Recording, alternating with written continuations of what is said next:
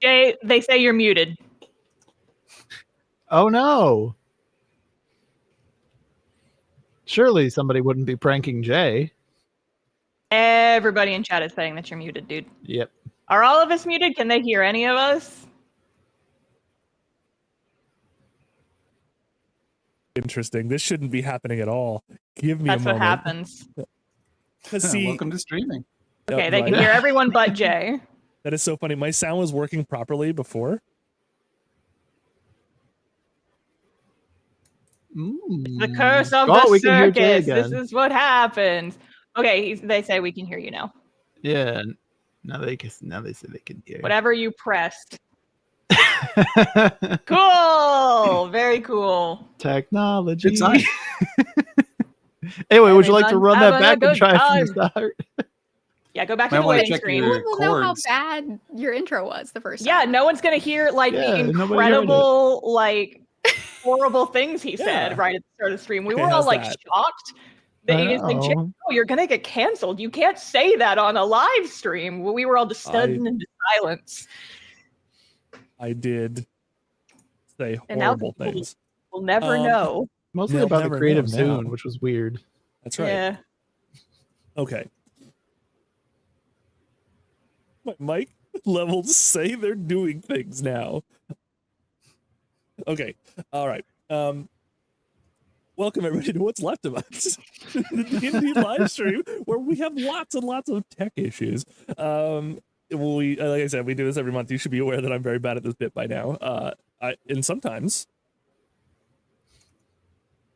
Okay. Sometimes things don't work. And now I'm paranoid. In chat, you will see two of our mods. You'll see Pronouns in my bio and Sly Fox. Both of them will be keeping the chat safe by bonking any intruders who are unworthy of chat, and also answering any mild questions that any of you have. Sam, why don't you go ahead and put all of your links and stuff in the bio, as well as Sly's if you can find them. They should just be standard stuff. Both of you, please. Because both of our mods are actually also creators in their own right. They do a whole bunch of stuff. In addition to, I believe Sam, for instance, makes a bunch of leather work, flesh crafting, and and he also runs his own D&D games sometimes, which are very cool, and you should go check that out whenever you can. And Sly has the wonderful Nerdvana Crafts, where she makes a whole bunch of nerdy goodies. So please check that out. Speaking of questions, incidentally, you should save any big questions for the cast and crew to the end of the stream. We will be doing our usual Q&A couch session after the stream itself. So hold that for then, and then you can ask us at that point. All VODs for the show are immediately available on the YouTube and likely on the Twitch. I said it that way. I hope it's still that way. I haven't checked it in a while. Because I am a professional. Let's see here. As with anything, else like this, any RPGs, everyone at the table has consented to a whole bunch of stuff that we're and content that we're going to be going over. But obviously, you folks at home have not, so please be aware that sometimes we'll be dabbling in things that might be a little distressing for some of you. And if that's the case, please think of yourself, dip out of the stream, and dip back in later when you're all cool with it. I think that worked. I think that's it. I think the practice did you some good. It did. I was all warmed up. Maybe I should just riff with you guys before the stream. Yeah. And try to sell you things like my newest batch of crypto. Coin. Oh no, Jay, we already said you can't talk about the crypto. You're going to get canceled. It's corn time. Let's see here. What else? We will, I think, transition to the map where I will give you the rundown of what happened last episode. Let's zoom over. Zip. Zapsui. Hello, everybody. Welcome to the circus. It's a happy place. Mildred, especially, you might be a little confused. But those of you who also weren't here last digital time. circus, I get it. Pomni's here, and all of our friends. Yeah. The rabbit one, and all of them. Yeah. The other guy. The teeth. Guy. Man. Teeth is there for sure. Yeah. I got teeth. So, if those of you remember, we began last episode in the derelict clock tower developed by Tim Tam's parents. Boo! Yes, well, Mildred, trust me, you don't even know yet. Yeah, Mildred might be a little. You remember that one time, Mildred? Them, you were like, "Hey, Jay, why are you so fucked up?" I did it again. What has he done now? So many things. So, crimes against humanity. Truly. Well, crimes against no humanity. I don't know if it's fine. Yeah, numbered in at least the hundreds. At least 100. So, talking to Henry and doing a little bit of magical fuffery in the background. I forget what exactly spell doohickey we were doing, but it was definitely custom because we were looking at things. Legend lore. We were doing some sort of weird legend lore that Vernon was able to kind of reach into his own sort of nascent godhood from the crab itself and pull legend lore out of his butt. And then project it for everybody. So on the back, it became a projector for a little bit. That was pretty cool. He just like stood in the middle and just went, and then like it just, Spun in Slurkles while Darude Sandstorm played. But like in a minor key because very unfitting. In a minor key, what happened. Sad. Do do do do do. Do do do do. I'm so sorry, Mildred.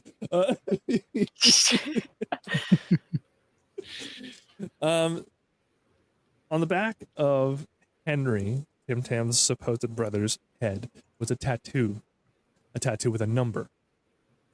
Inspecting further, they found one on Tim's as well, along with a certification check mark that Tim recognized as a symbol that her parents used whenever a experiment passed a certain trial phase. This prompted them to use legend lore and found that her parents have been on a probably century or so long quest to produce living children with the ability to tap into the planar magic. Okay. Can Tim Tam do it? Tim Tam has not tried. Tim Tam has not tried, but according to the markings, she at least had some measure of success. At the very least, her parents believe that she is the reason why the clock towers began working in the first place. And given what she's done with Sparks, perhaps that's the case. Regardless, well, they must be very proud. They must be.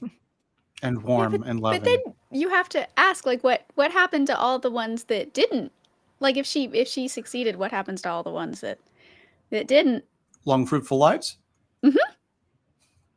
The image of rows of pods with tiny figures trapped inside was given, as well as Tim's distinct lack of knowledge of a family gravesite. The number on the back of Tim's head is 86. The number on the back of Henry's was 90.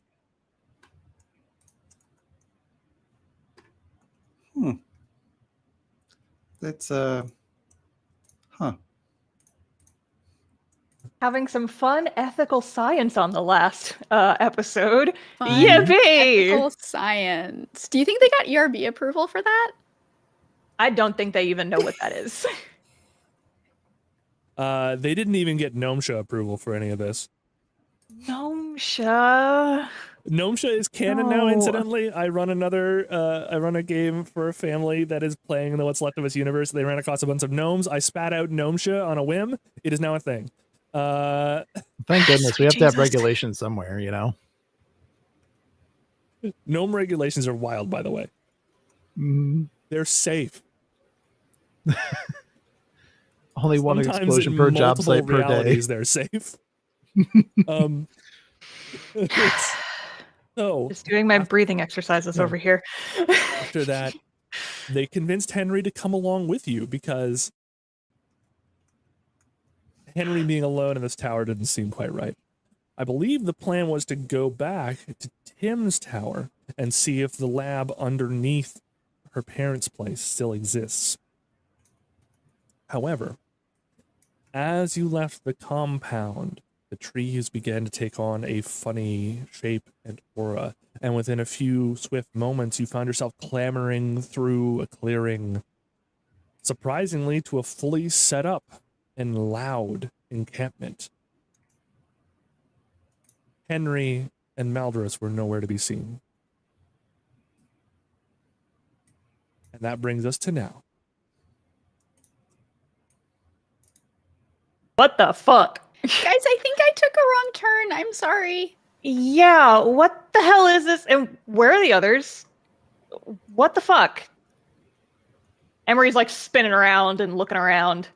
They can't have gotten far. Sparks, can you go see if you can find Henry and Mal for us? Can you like sniff them out? Yes. Okay, go on. Go get them, boy. I'm sure they're not that far. They must be just in the trees or something. Yeah. Yeah, Spark does his little search pattern. He goes in perfect squares around Tim Tam in widening diameters. He's so talented. But after a few seconds, comes back with nothing except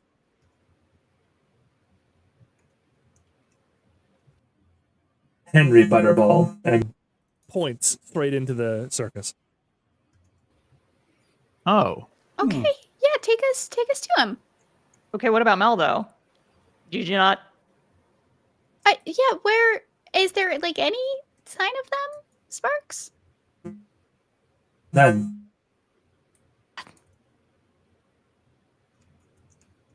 Disconcerting. They sneak off somewhere where we weren't looking, but I'm going to chalk this up as Mal being very good at hiding in the trees. yeah, maybe. But would they have just disappeared without saying something? That's a good point. I feel like they would have alerted us. But I don't claim to know the machinations of rogues. So...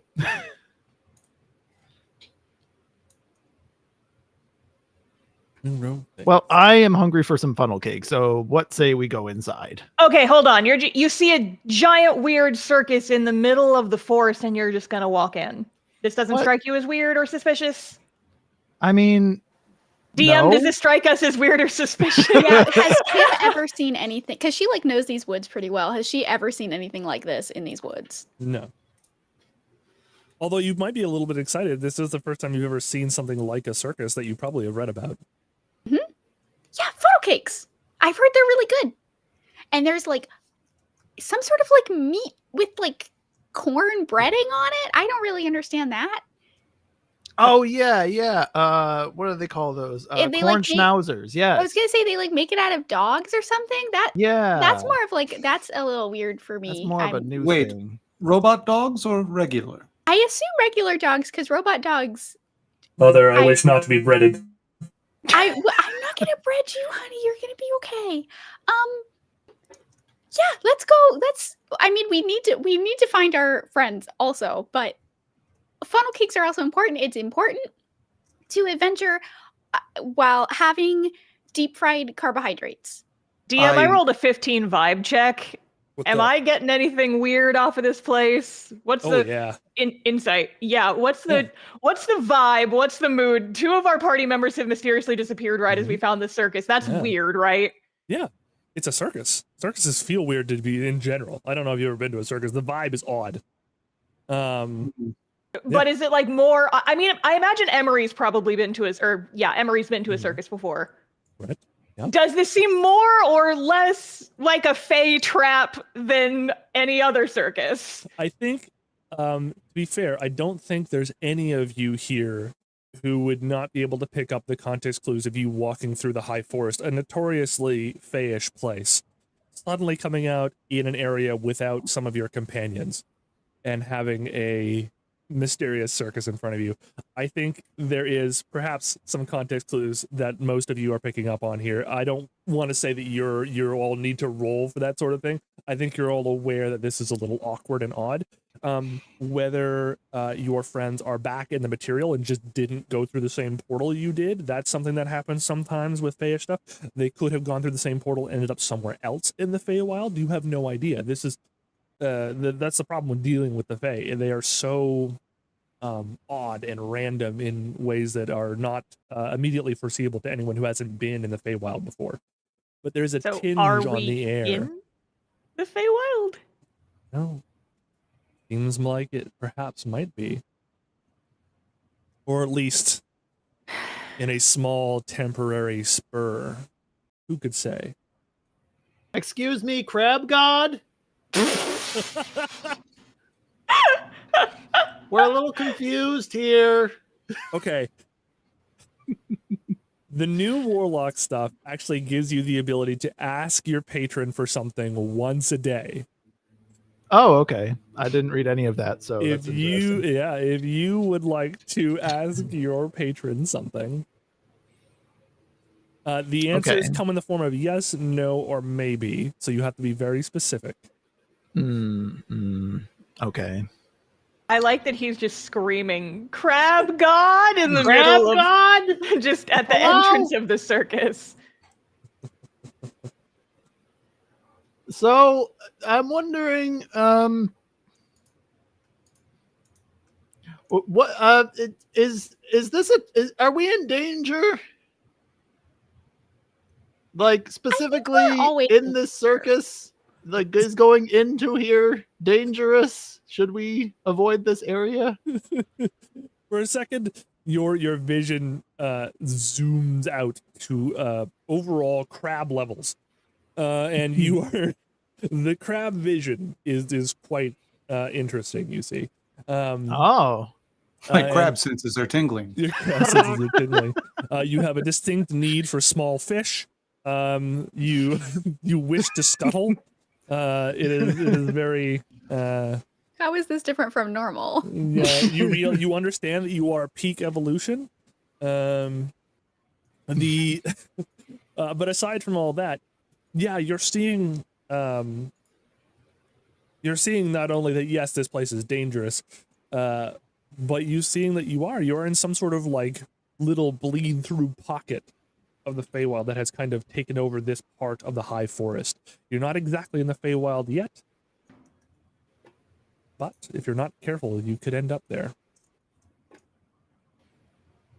All right, guys. So according to my crab senses, we're not in the Feywild just yet, but we're very close by. Also, yelling apparently makes my voice crack as if I'm 5 years old. So, excuse me. Sorry about that.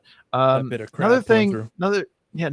interesting thing is I have a real craving for some bumblebee goby. So I think we should probably get in there and just really, see if there's a fish stand or something.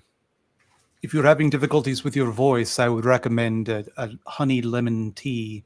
Oh, that's a good idea. I only take my tea with honey, so that's probably why I need the lemon part. I think that Sparks has a little bit in his thing. They can make tea on demand. Oh, wait, don't we still have that button? Oh no, not this. Yeah, he has a little easy bake oven. I don't see why he couldn't also make tea. Oh yeah, Sparks has an oven in his chest now.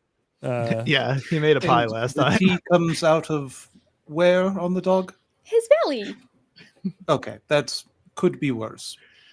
Isn't there also a hand in there? The hand is by a mushroom very slowly. Side. Yeah. Multiple and then the chest compartments. opens up, and there's stuff in there for making food, like a little espresso machine and a. Yeah.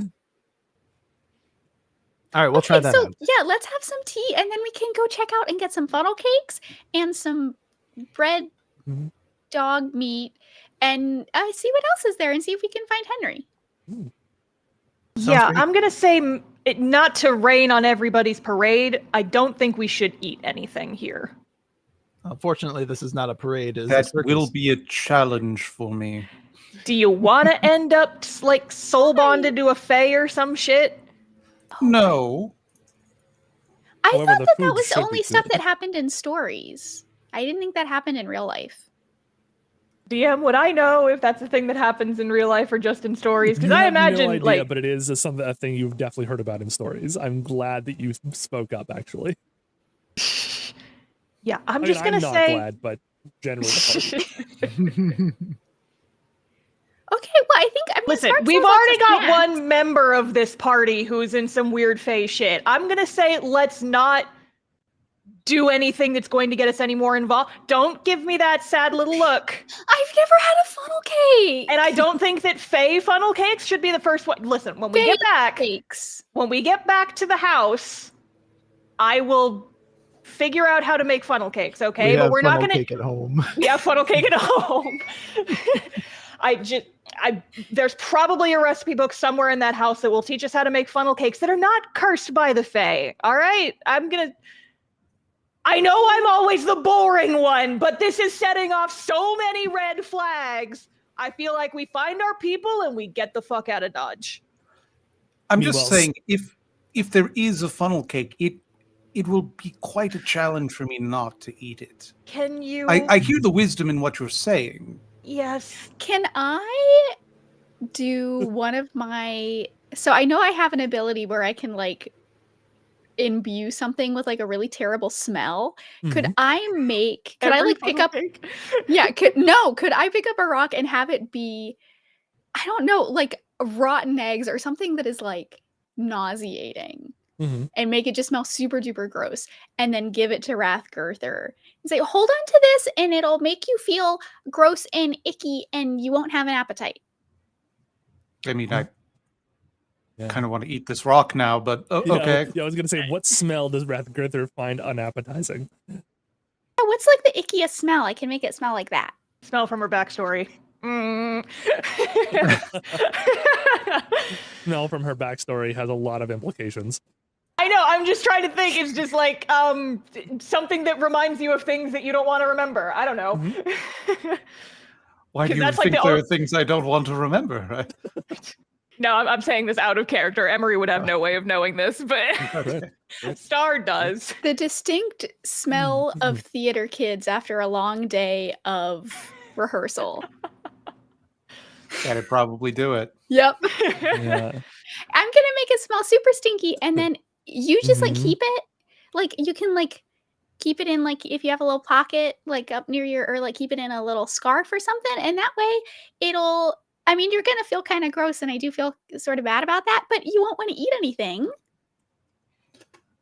That works. Right. Thank you. So you get a rock that smells vaguely of old Doritos and Axe body spray. It's my comfort rock. God. Stale Doritos. And if they're theater kids, it definitely smells like cloven cigarettes. Yes. Yep. Yeah. Yep. Absolutely. It just makes me think of that. Never mind. Hey, DM, do we still have any of those like iron nails left, or did we make all of them into weird jewelry? You kind of made them all into weird jewelry. If I recall, though, you're all still wearing them. Yes, that's so you because all I was have gonna some say level if of protection. Yeah, I was gonna say if we had any left over, I was just gonna be, you know, like just being a cool kid and just kind of like holding one that I might use as a shank if anybody gets too close to me. I don't know, just hypothetically. Certainly works well against lesser Fae, absolutely. Meanwhile, Sparks is like of the course way you said sitting that. in front of you and vibrating, just ding, and then tea is provided, and also his very first attempt at a funnel cake, which he didn't understand what it was, so it is like regular birthday cake in the shape of a funnel. I can see what the appeal is. Funnel cake. And so we can't even eat this? Well, no, I don't think the food that Sparks... You may eat that, but once we go inside, you can't eat anything else. So get your fill. Where did he keep... Sparks, did you just have, like, eggs? And...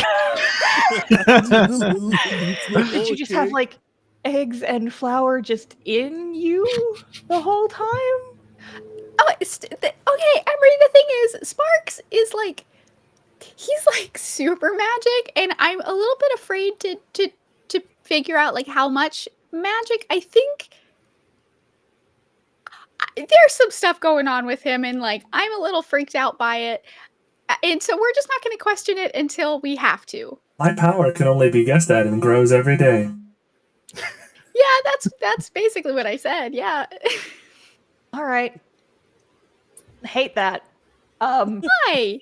I'm just gonna start walking towards the fucking circus. I mean, it's just that he has a slurry inside of him, and he just makes food out of it. It's not a big deal. I do drink Lots of places do that. That may, with the correct magical inputs, become any food you want, including a cape shaped like a funnel. Maybe at some point later we can do some experiments with him the way that we did with Vernon when he was like, when he could like lick spells up and stuff. Oh, I love science. And if you need any help testing the abilities of your food-making dog, I'm happy to be the guinea pig. I think he can make other stuff too, not just food. Yeah, sure, whatever. He's like that. He's like that SCP coffee machine that can literally give you almost anything you want. At the cost of your soul! Oh, I wasn't expecting pumpernickel bread. Yeah, who knows what it comes from? Who could say? Sparks can say. Sparks, where does the food come from? Oh, good point. I pull material from the weave itself. See? Oh, that's above board. Yeah, it's like super magic. Oh, good then. He casts create food and water. It's Yeah, but I thought create food and water was like bland. It is. Not of your specialist boy, Sparks McBarks, apparently. Jeff Barks RD. All right, let's go. There is a large what appears to be a fearball, but much bigger than normal, standing at the gate. And he goes, welcome to the circus. Tickets, please. Sparks, you have our tickets, right? Oh, Little right. one, you've already paid, I believe. A small child given his weregild. What? Hold on, what? Sorry, say that second part again. Big chew energy. The child. It was her entrance fee. Okay, yeah, I think there may have been some kind of misunderstanding. We're gonna need the kid back, and then we can just go on our merry way. Entrance fees are sort of like security deposits. You get them back when you leave.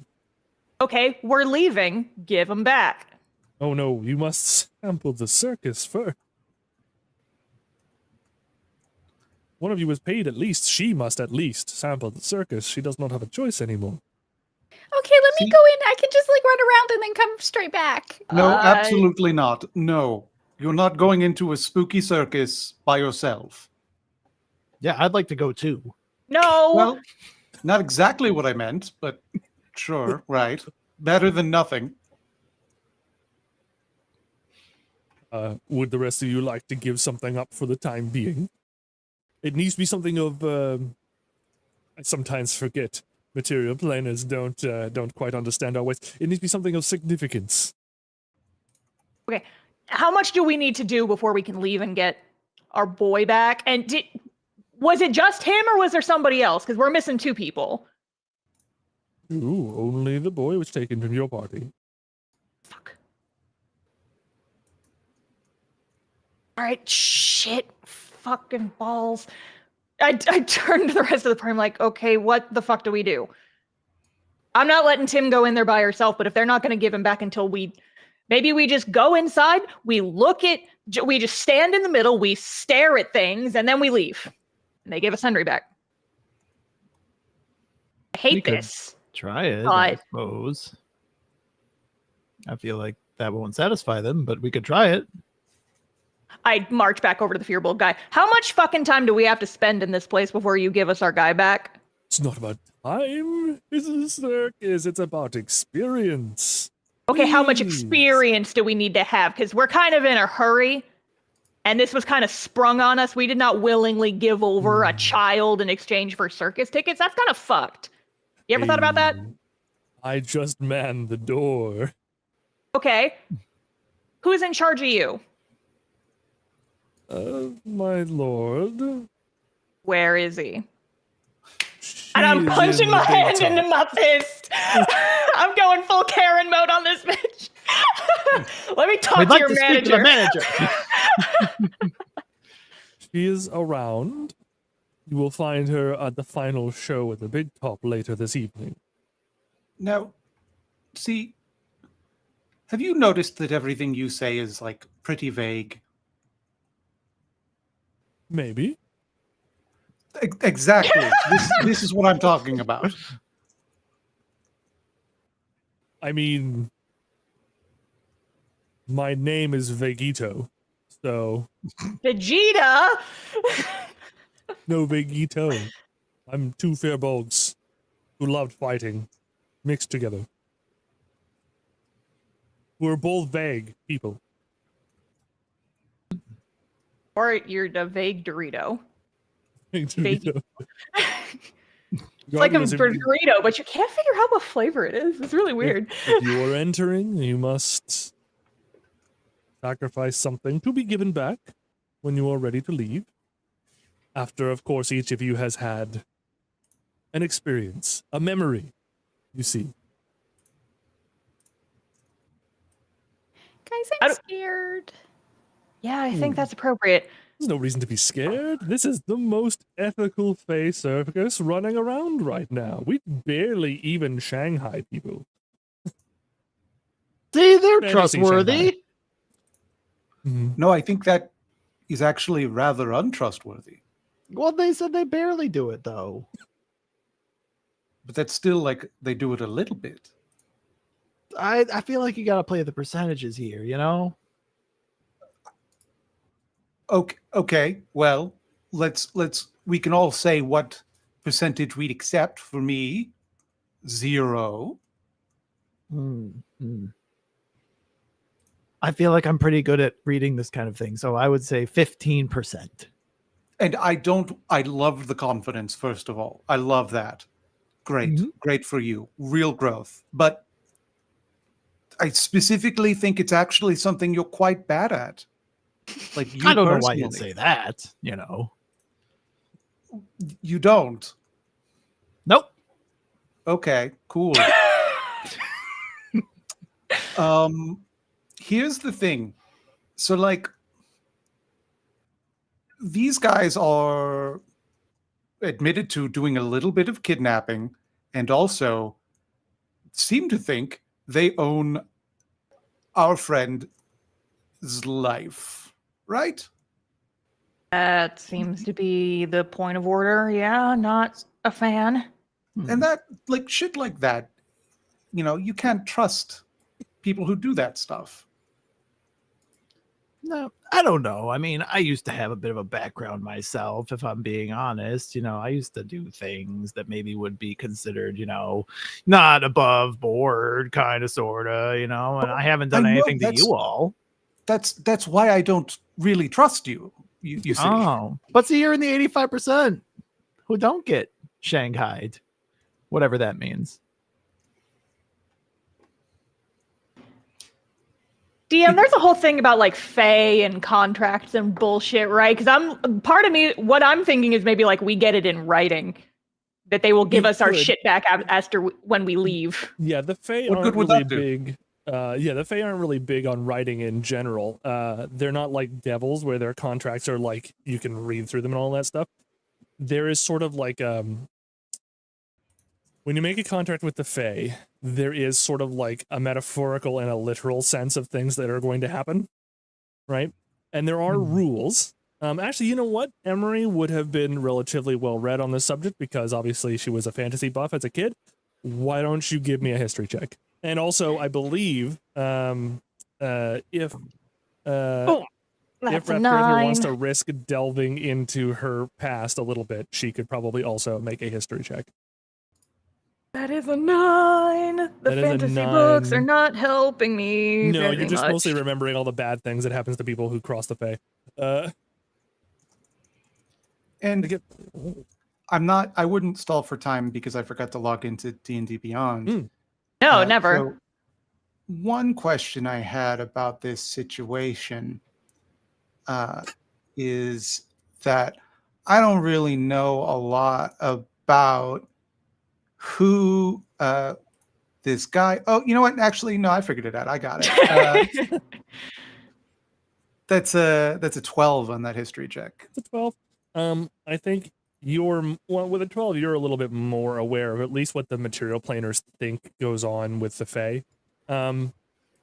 Yeah, so it's about intention, right? And so the Firbolg has stated the intention that if you give something up and you go in and you have an experience in the circus, then you will be allowed to leave and you will get your stuff back. That is solid. That is a solid Fae contract. There's nothing much that you can really think about there. The problem is that everybody in there is likely going to be a Fae, and every single one of them is going to try to make an underhanded contract with you, because the idea is, in the Fae, if you are strong or clever enough to take something, it is yours. That is the way it works.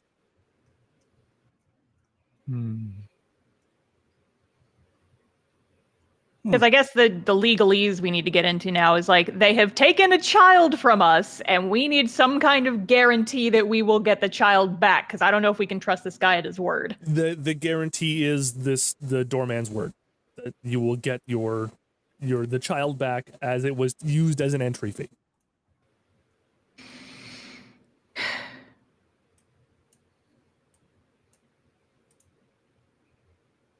Look, he kind of disappeared out of nowhere. I'm a little freaked out. I'm a little bit of a, on edge kind of guardian figure. Can you at least show him to us so that I know that you're being truthful? That you have him. I don't hold him here. And he's not really being held. He's sort of sleeping?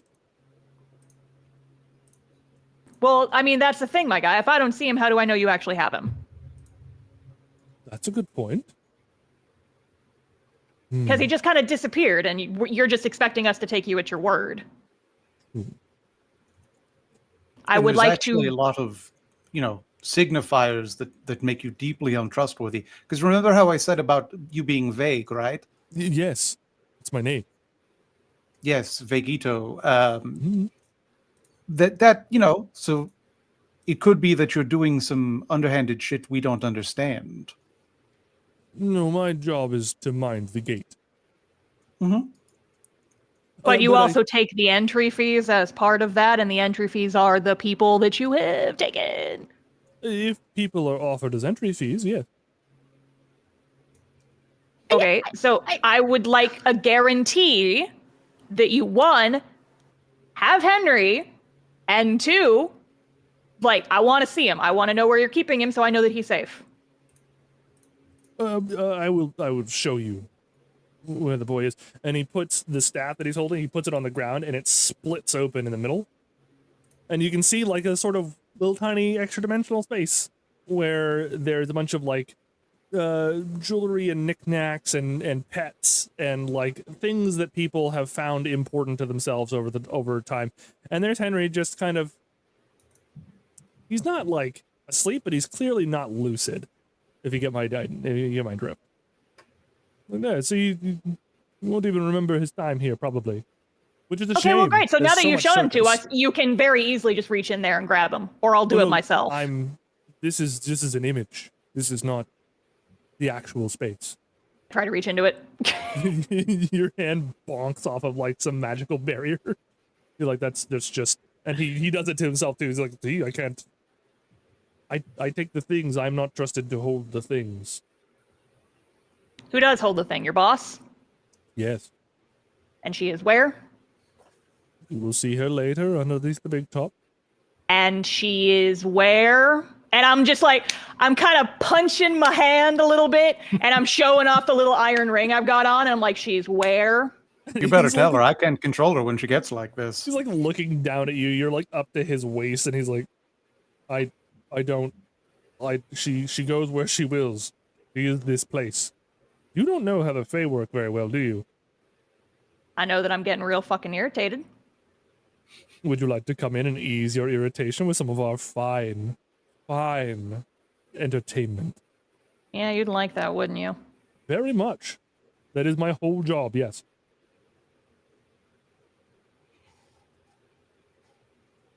Hey guys, I've got a real hankering for krill. Do you think that Sparks can make that? Go in.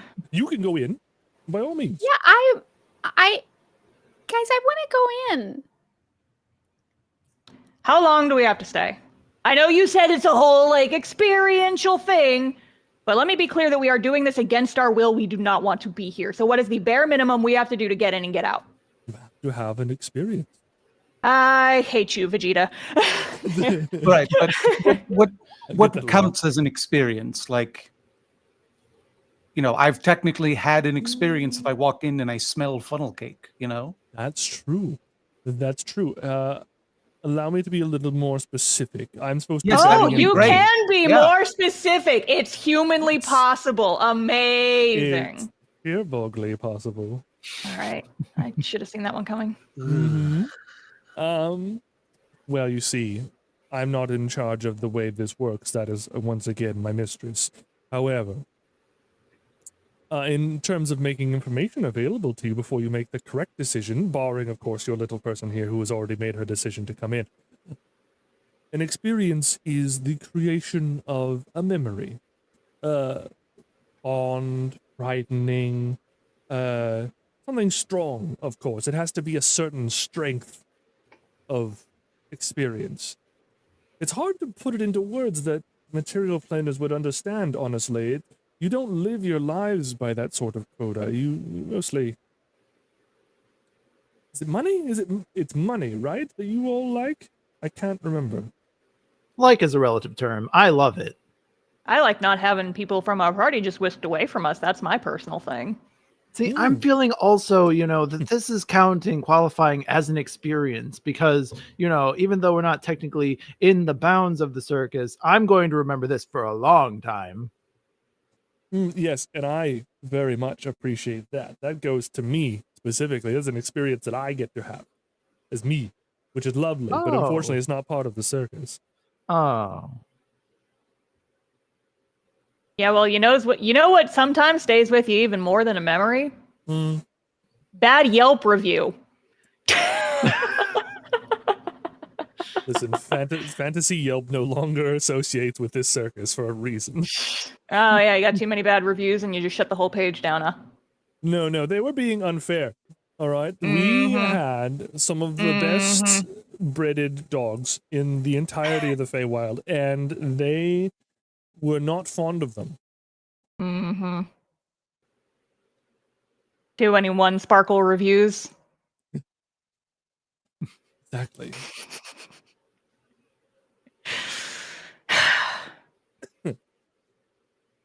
Okay.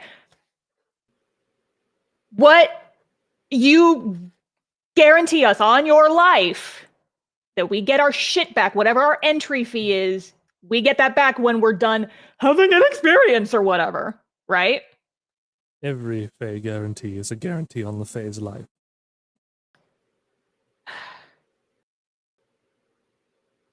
start rummaging through my pockets. I don't know what the fuck I'm gonna give them. It must be something of emotional value. Yeah, everything of emotional values back in my room at Waterdeep. Ha ha ha. Is it?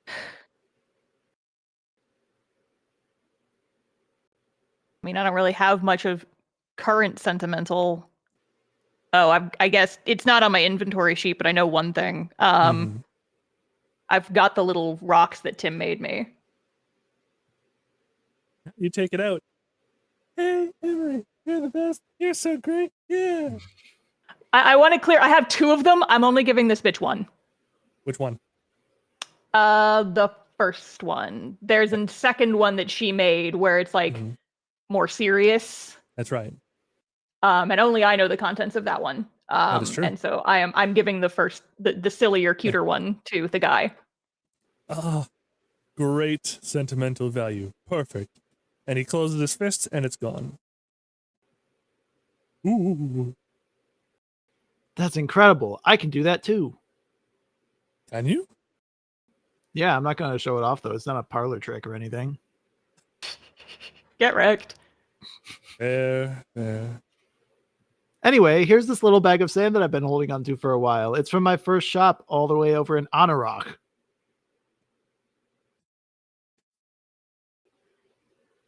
I don't know if I should tell you to give me a deception check or not. You know what? Give me a deception check with advantage. Oh, boy. Why not?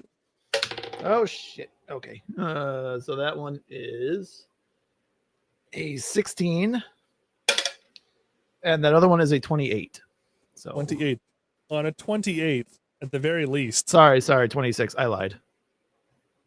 Then it doesn't work. No, on a 26, at the very least, you were able to convince yourself that's what it was. And you know what? That's all that matters to him. A bag of sand is strange, but of course not the strangest thing I've ever gotten. And he takes it, puts it between his hands, and it's gone. You, large miss. Referencing Rathgurther. Oh no. Oh no, Mildred has been taken by the Feywild. I am seeing Mildred's text, like her little CC bit. But oh, there he is. There we go. Welcome back. I love technology. We can't hear you though, strangely.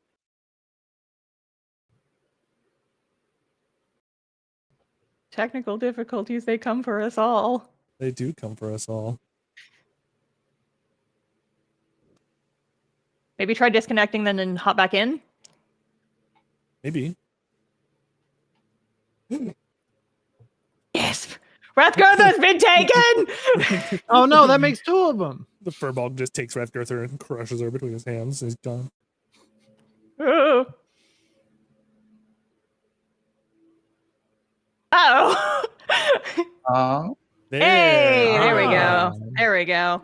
Rathgurther sighs in annoyance and reaches into her cloak and hands the man a well-worn lute.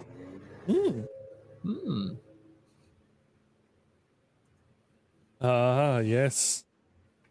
A well-worn lute indeed. Sadly, it looks as though it hasn't been touched in some time, but regardless... It's probably out of tune, but it works. It is gone. You will retrieve it when you leave. Enjoy the circus. All right, let's go in here and get the fucking shit over. We're gonna have an experience in the fucking circus. Oh, this is. I can't wait to see a clown. I can. I could go the rest of my life without never seeing a clown and live a happy one. What about a ventriloquist? Who's this mysterious hooded figure by the door? Who the fuck is that? Who? What? Where? When? Mysterious hooded figure to the side of the gate that's not the tent? There is a mysterious hooded figure. Don't worry about that. I'm worried about it. You can't tell me not to worry about it. I'm already worried about it. I see. I'm not concerned. I've been a man with a hood before myself. I just wanted on record. I am, kind of zooming ahead. I'm trying to figure it out. But then at some point, I'm like, no, wait. And I hang back, and I'm like, staying so close to Rathgurther, you have no idea. I'm just like burning stares onto her, making sure she doesn't try to go eat something and get cursed. Don't worry, I've got my stinky rock. Yes, I know you have your stinky rock. I just extra assurance. All right, everybody. Let's see. Make me perception checks, one and all. Oh, Jonathan, no! The Fae! The Fae curse! For now, everyone make me perception checks. We will make Ron make a perception check soon. I'm back. Hi, Ron. Welcome back. Hi. Oh, I'm I'm rolling not trying like to brag, ass but today. That was that's a a good perception. 3. Yeah. 9. Hell of a 10. What are we rolling? Perception. Can I roll for sparks as well? By all means. Yes, but Is he using his nose? You can use whatever you want. It's not a pass-fail thing. It's a range thing that I'm going for. I rolled a 5 all told. Beautiful 5, 3s, gorgeous. Give me a second. Let's maybe. Okay. I'm rolling again. 12. Well, no, I'm sorry, 13. 13. All right. Let's start with the lowest, shall we? Rathgirther. A few things you notice immediately, and you are going to be slightly distracted because of the lowness of your roll. But the first is that there are ranges of carts around you. You can see them on either side of the big top, and they smell amazing. There's I'm jamming that food rock there. like right up. Like, and luckily, that pulls you out of your senses enough for you to notice that to the right, there's a series of open stages with bards plying their trade, and an open one that seems to be... You've never seen a stage look as though it is waiting specifically for you before. This is it. I don't know what you're talking about. And I turn to Emery and I say, I'm not getting on the stage. I wasn't going to ask you to. We're agreed then. This is that bit from that Junji Ito comic. This is my stage. It was made for me. Meanwhile, Vernon, you also notice the rows of carts on either side and how well they smell. But more importantly, even from here, you can hear it. The sound of gold exchanging hands, clinking. There's a profit to be made here. You know, I have been thinking about setting up a bake stand, especially now that we have a dog that can make food that, you know, out of nowhere. I need to come up with a pun name, though. Tim. Unfortunately for you, this whole circus is a temptation wrapped inside of another temptation. There are peoples here you have never seen in your life, seemingly made out of flowers and plants. There are people who are acrobats who are swinging from invisible ropes that are not even strung anywhere. There are shows being done that look like they incorporate illusions, the likes of which you've never seen. There are food smells and tents and barkers claiming there are games to play. And in the very back, you can hear the sounds of exotic creatures roaring in their cages. It's an ADHD nightmare. It very much is. And finally, Emery, aside from wanting desperately to keep track of all of the people in your coterie here, you see and hear two very distinct things that are seemingly calling to you specifically. One is a barker calling for, come in and see the world of mirrors. Come and find your truth in your own reflection. And at the very back, behind the big top, you know it must be, though you can't see it right now, the sound of steel on steel. There's a fight pit at this particular festival. And as each of you are drawn to certain things and are perhaps tempted to make a decision as to what experiences you wish to have, we're going to take a break because it's 3 o'clock. Yay! We're going to be about 5-ish minutes or so, folks. We're going to get up. We're going to have a drink. We're going to use the washroom, that sort of stuff. You all should as well. If you've been watching us, you've been watching us for over an hour now. Please get up, stand up, stretch, and all that stuff. Get the blood moving. We will be right back.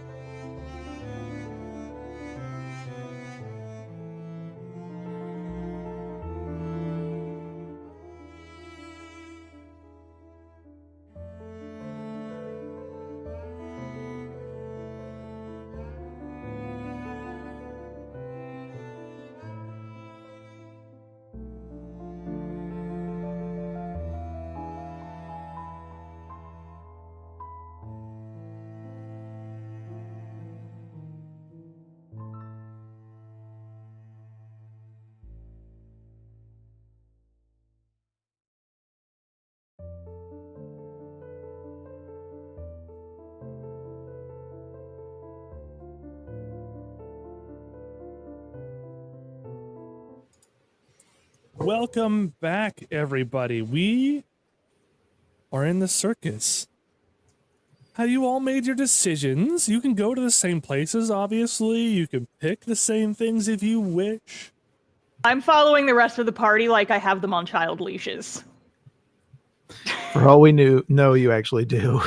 I very well might. I have 50 feet of rope art? in my bag. Is there fan art of that? No, there should be. Mommery keeping child leashes on I everybody. feel like someone has drawn it in the past, but I don't have the JPEG readily available. At the very least, they'll draw it now. Yeah, someone needs to make art of Emery with Tim on a toddler leash. All y'all on toddler leashes, if I'm being honest. But especially Tim. Especially Tim. Given that she is I would toddler argue size. also especially Wrathgurther, because I do not trust that Wrathgurther's not going to go fucking eat some Fey-trapped food and then get stuck here forever. Nor should you, but she would require a full-size leash. Couldn't use a small one. You know. I just like wrap the child leash around your bicep. Oh, well, I do say this is a wonderful looking place. A little bit, I don't know, ominous, but wow, the smells of the funneled cake and the sight of people in, beclowned makeup sure do take me back to a simpler time in my life. My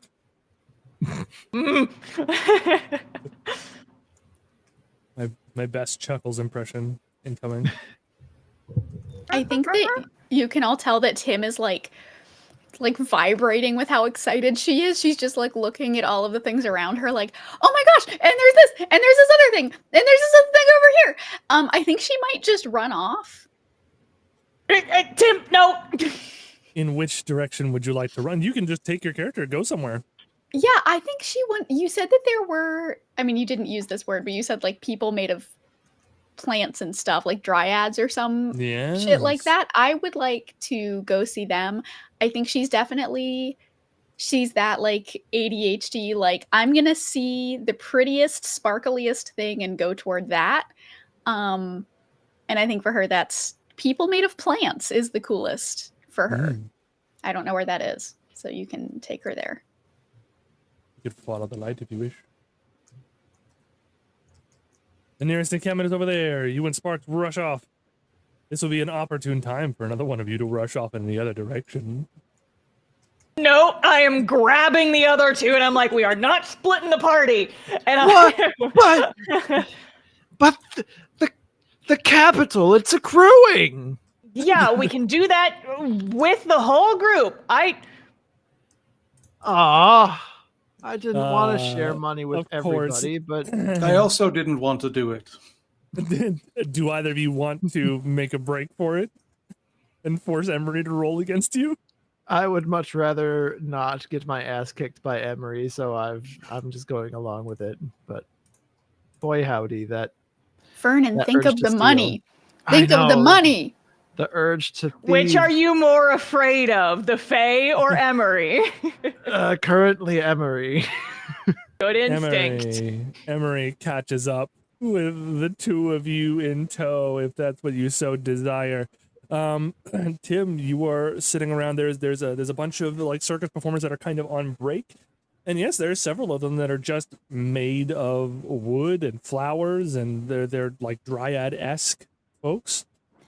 She is very, she doesn't have any manners because she was raised by herself in a clock tower. So she's just gonna like gawk at them and just like maybe like sort of like scuttle up to them and just like sit right down next to them and just stare and be like, you are so pretty. Oh, is a child.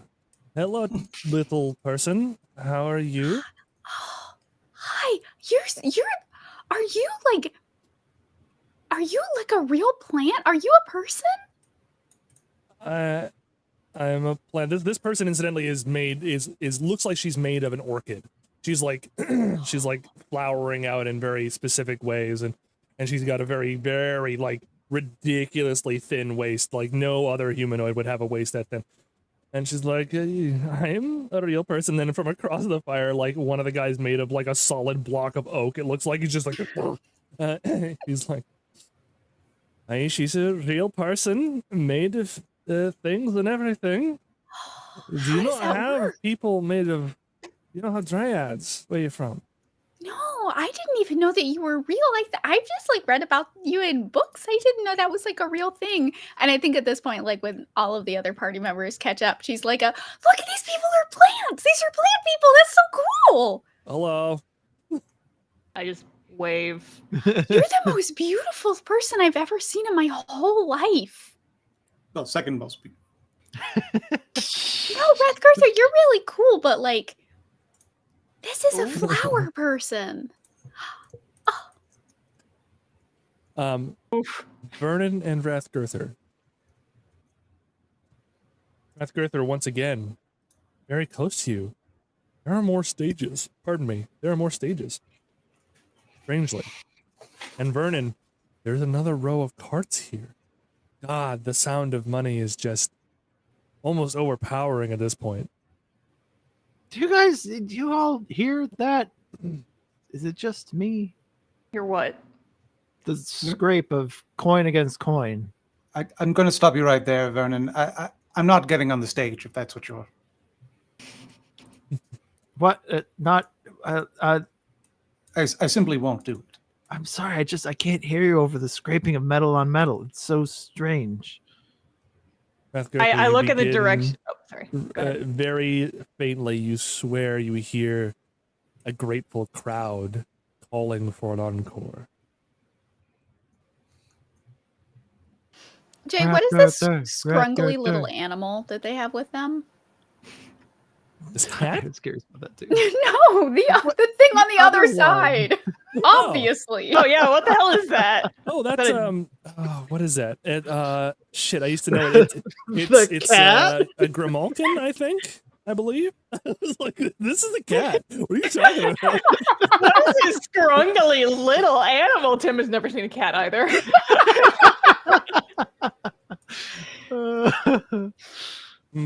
I think that Tim is gonna immediately jump to the little creature and just be like, "Oh, what are you? You're so cute." Listen, kid, I'm on my break. You come back later, I'll make you a balloon animal or something. You talk. Oh yes, I talk. Dude, they're always like this. I didn't know cats talked. She's gonna immediately try and like wrap her arms around it and give it a hug. Oh God. Oh, my back.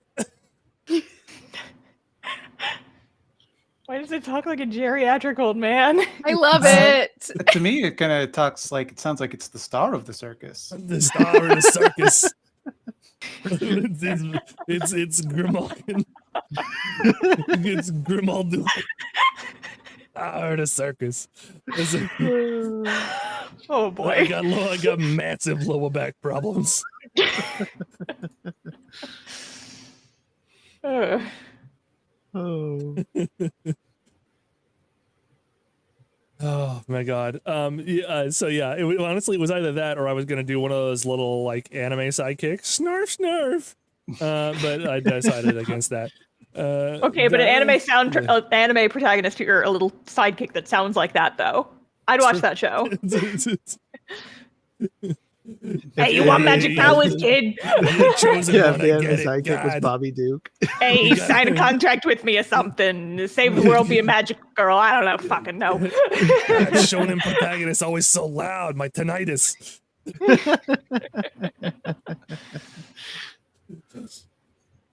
I mean, that is essentially Joey Wheeler from the Yu-Gi-Oh anime.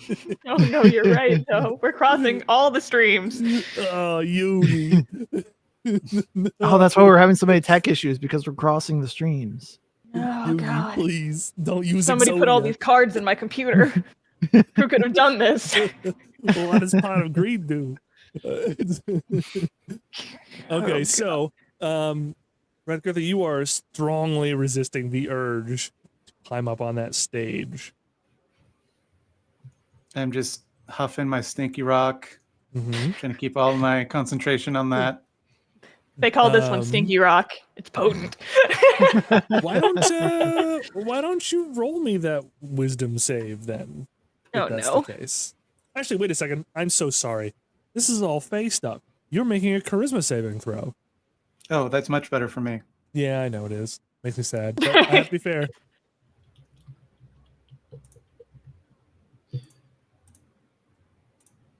Somebody's already posted a picture of D&D Emery Beyond will with just Felicia collaborate. in the channel. Bless. I see it. Right, I'm just going to.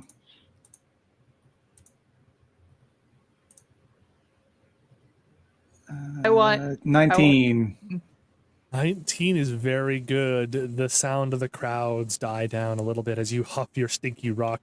Vernon. You may also make a charisma saving throw, unless, of course, you're not bothering to stop yourself from going over to one of the curtains nearby. It is very close. It's very close. I'm thinking that Vernon's just going to wander over. Now, are you going to be stealthy about this, or are you just going to wander over? I think he's absently wandering over. Like, you know how sometimes you'll see. just be like, you know, looking at something and then suddenly it's like closer than you remembered. Then, Emery, because you are being pulled in a couple of different directions right now, why don't you give me a perception check? I've been rolling real fucking bad so far today. These dice owe me. Natural 20! All right. Vernon begins going, oh, what's over here? It's really close by. And then you immediately just, without even looking at him, just go, tsh, and by the scruff of the neck. Yeah. Oh, sorry. The commerce was just, it was calling to me. You wander off to see the commerce. I'm gonna leave your ass here, and you can make deals with the Fae all day. Are there You know, any, I think that's supposed to sound like a bad thing, but Yeah, you got to really think about your audience when you say this stuff. Are there any like little like tinker, like or like little like shops selling like little tinker things? There Little finger is. traps. Yes. There is. Directly across from you, shoof, there is a tent with obvious machinery. Zoom goes Tim. You are in the middle. Unfortunately, Emery has just grabbed Vernon, and so is not noticing that Tim is zoomed off. It'll take a second. We'll call it sort of initiative order, but I'm being real loose with it. Tim, you run up here, and you do indeed see this sort of like place that is making and distilling things, and it's mostly liquids of some sort. And you see it looks to be a dwarf, but I don't think you've ever seen a fey dwarf before. But this would be that, if you had to guess. A dwarf. Hi. A dwarf. Fey dwarf. Dwarf. Hi. This is Fornf. He lives, my boy. Yeah, he walks up and goes, "Oh, how are you now?" Hi. You have like what kind of like stuff? Look at my dog, and you have stuff like that. Her mouth is not moving as fast as her brain. Right. It's a fine dog. Are you here for something? Fine. Right. I mean, it's a arco-mechanical construct that seems to have real, actual life. That's pretty pies. Good. It's wonderful that he makes pies. What do you have that's so cool then? Oh. Would you like a sample? Yes. He brings No. a tray. And at Just this in the point, distance. the both Radgurther first gets to make a perception check, and then Emery will. I hope I don't have to make a charisma saving throw because I have a -3. 7. 13. Perfect. I think the two of you together at this point look around and go, wait a second. Tim isn't bothering these poor plant people, and the Grimalkin has stopped complaining about his lumbago. And so you all look around, and for a second you don't see her. And then in the distance, mere yards away, you see this obviously fayish dwarf grinning as he's bringing out like a tray of, you know, when they bring you like a flight of drinks at a restaurant, something like that. Every single one of them is smoking and sparking in interesting ways, and they're all different fluids. And you see Tim in slow-mo going, like, reaching for it. Tim, at this point, I'm going to need you to make me a charisma saving throw. And the other two, should you wish to stop her, are going to have Absolutely. to make I have me rolled dexterity 3 saving 10s throws. in a row. So that's a total of Beautiful. 7. Tim fails. I need dexterity saving throws from Emery and Rathgirther. Oh no, that is a 5. 18. 18. Thank God. Emery, you begin to lurch forward and you accidentally stumble and land on the Grimalkin who was moving this way to go get something. And he goes, oh God, no. You fully fall over on this Grimalkin. And Rathgirther, you manage to get here just in time. If you wish to, you may slap the flight away or stop Tim's hand or whatever have you. Absolutely slap it away with contempt.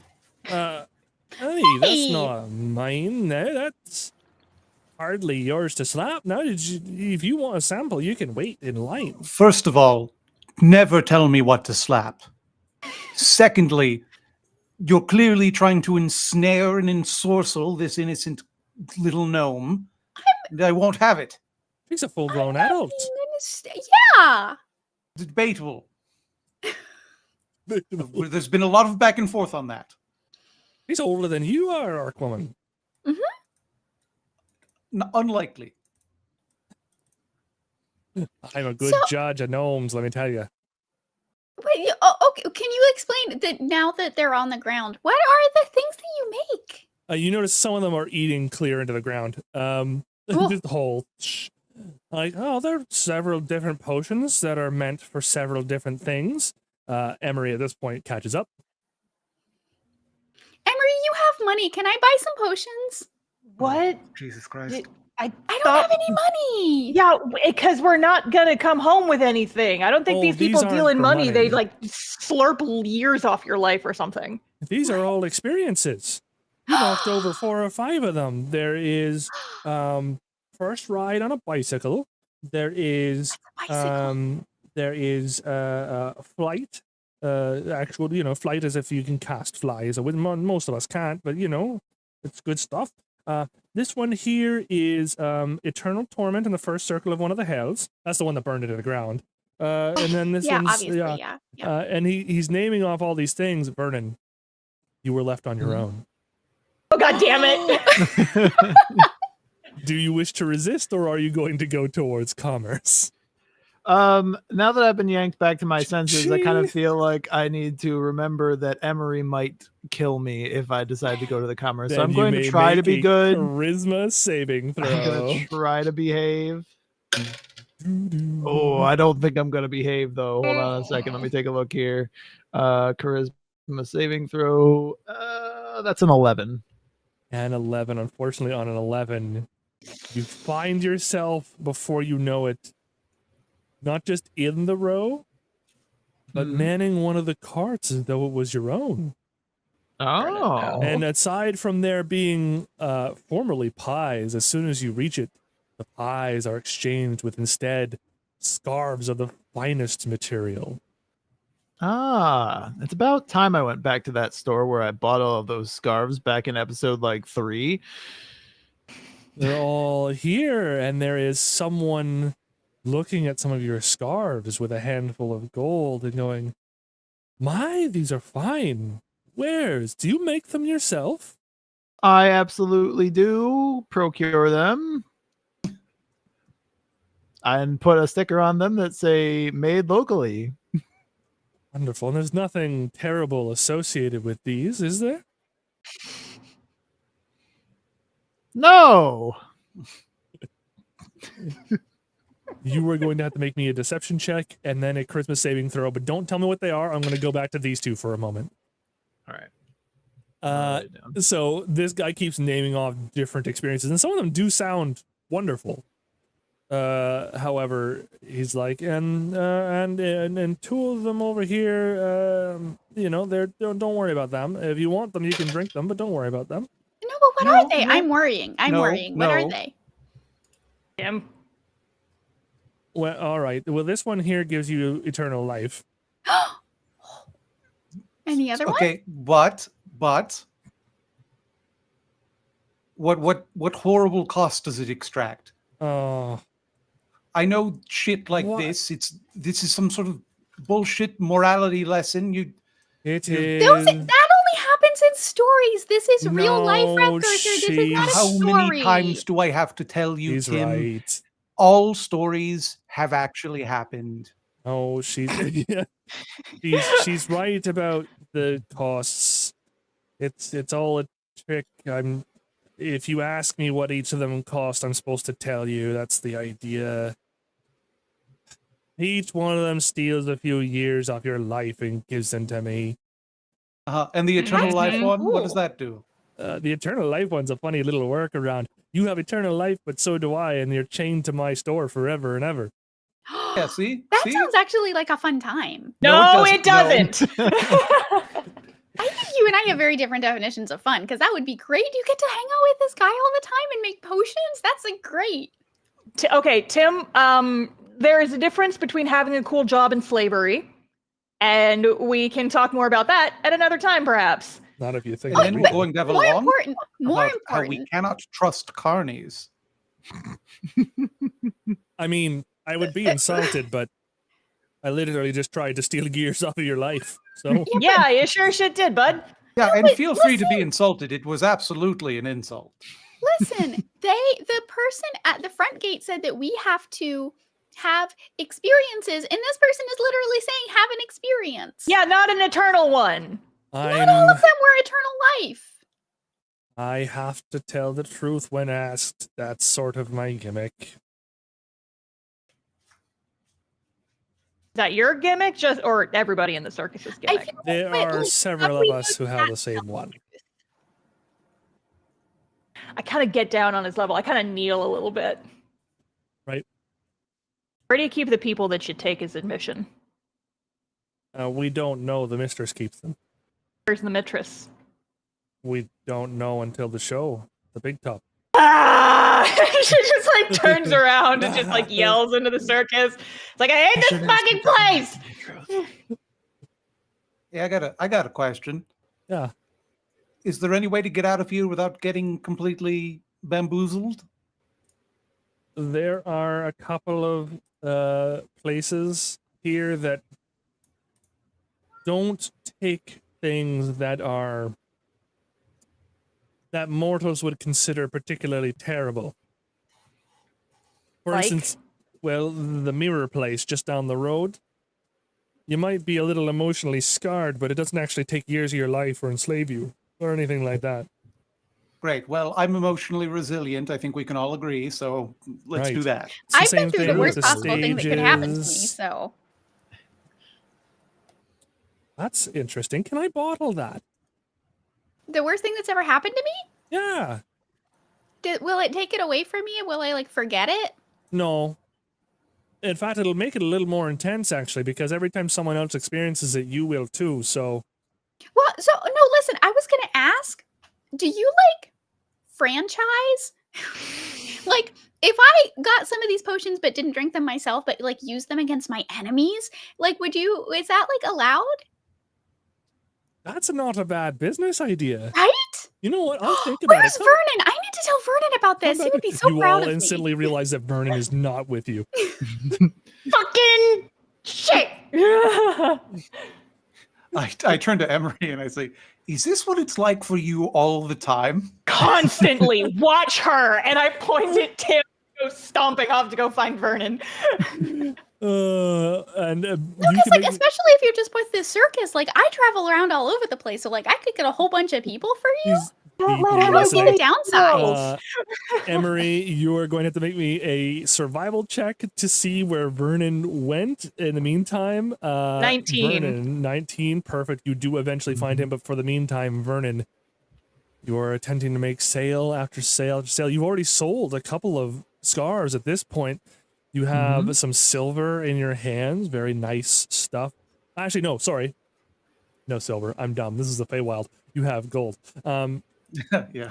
Yeah, so there's silver. These are Right, premium scarves. exactly. Mhm. And you are doing well, but clearly all of these people are they are not understanding, of course, that these scarves carry a cost. And as you are selling in the Feywild, they have a certain cost that even you probably are not necessarily aware of.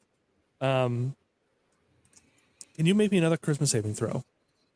Yeah, actually, I rolled before you came back to me. Unless you want me to roll another one, which I can do that too. That's the one I want. Yep. Oh, okay. That's gonna be a 25. 25. You are in the middle of selling these a pair of kindly elderly folk. It appears that they are not Feywild. It appears they are more mortals that were sort of ensnared at some point and just are still here. And I think you have a bit of a moment of clarity. You hear this familiar voice in the back of your head going, "So, is this what we do? Do we take advantage of people?" Yep, that's how capitalism works. Okay. It's just so many of the children make they make communities and they say things like we should leave the world a better place. And then there's that one group that you saw in Waterdeep that are admittedly a lot more like this, like you, that take advantage of people who need help and have plans and grab for power. I didn't expect my dream to be like this. Do we... If this is the way it is, should we not be doing this to our friends? Well, it's a little bit different for them. You see, they kind of help us get to where we need to be in order to make the sales, you know. Oh, so it's a transactional arrangement. Yeah, sort of, kind of. They care about us, and we get something from them. Yes, exactly. That's definitely how that works. I mean, not every friend, but what makes the difference? It's really complicated to explain to a crab. Let's see. Sometimes there are people who kind of give you so much that you don't really need anything back from them, you know, like it's kind of, it's hard to say, like I don't know, there's a delineation, you know. Sometimes it's that's not what you're doing here, though. How do you mean? Well, these people, none of them has ever done anything bad to you, and meanwhile you're selling them things that you're misrepresenting, and you're taking their gold. And here that means something more. I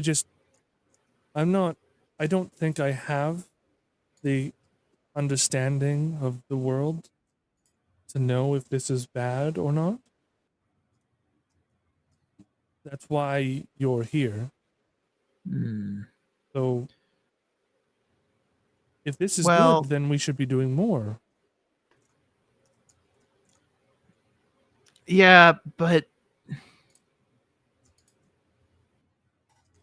it's just they're trying to help me, perhaps unknowingly, further my own goals. Right. And that is worth more than money because... Right. No, that's good. You're right. If our goals are more important than other people's goals, then we should stop at nothing, right? Again, it's about nuance, you know. It's really, it would be in a technical world because of your connection to your patron. You feel the crab make a decision, reach out and pluck a world from the firmament somewhere deep, deep in the astral and eat it. Ah. Hmm. Well, now I suddenly don't feel like eating krill anymore. No, that will satisfy us for some time. I didn't need to, but if it's part of our goals, and our goals are more important, this is good, right?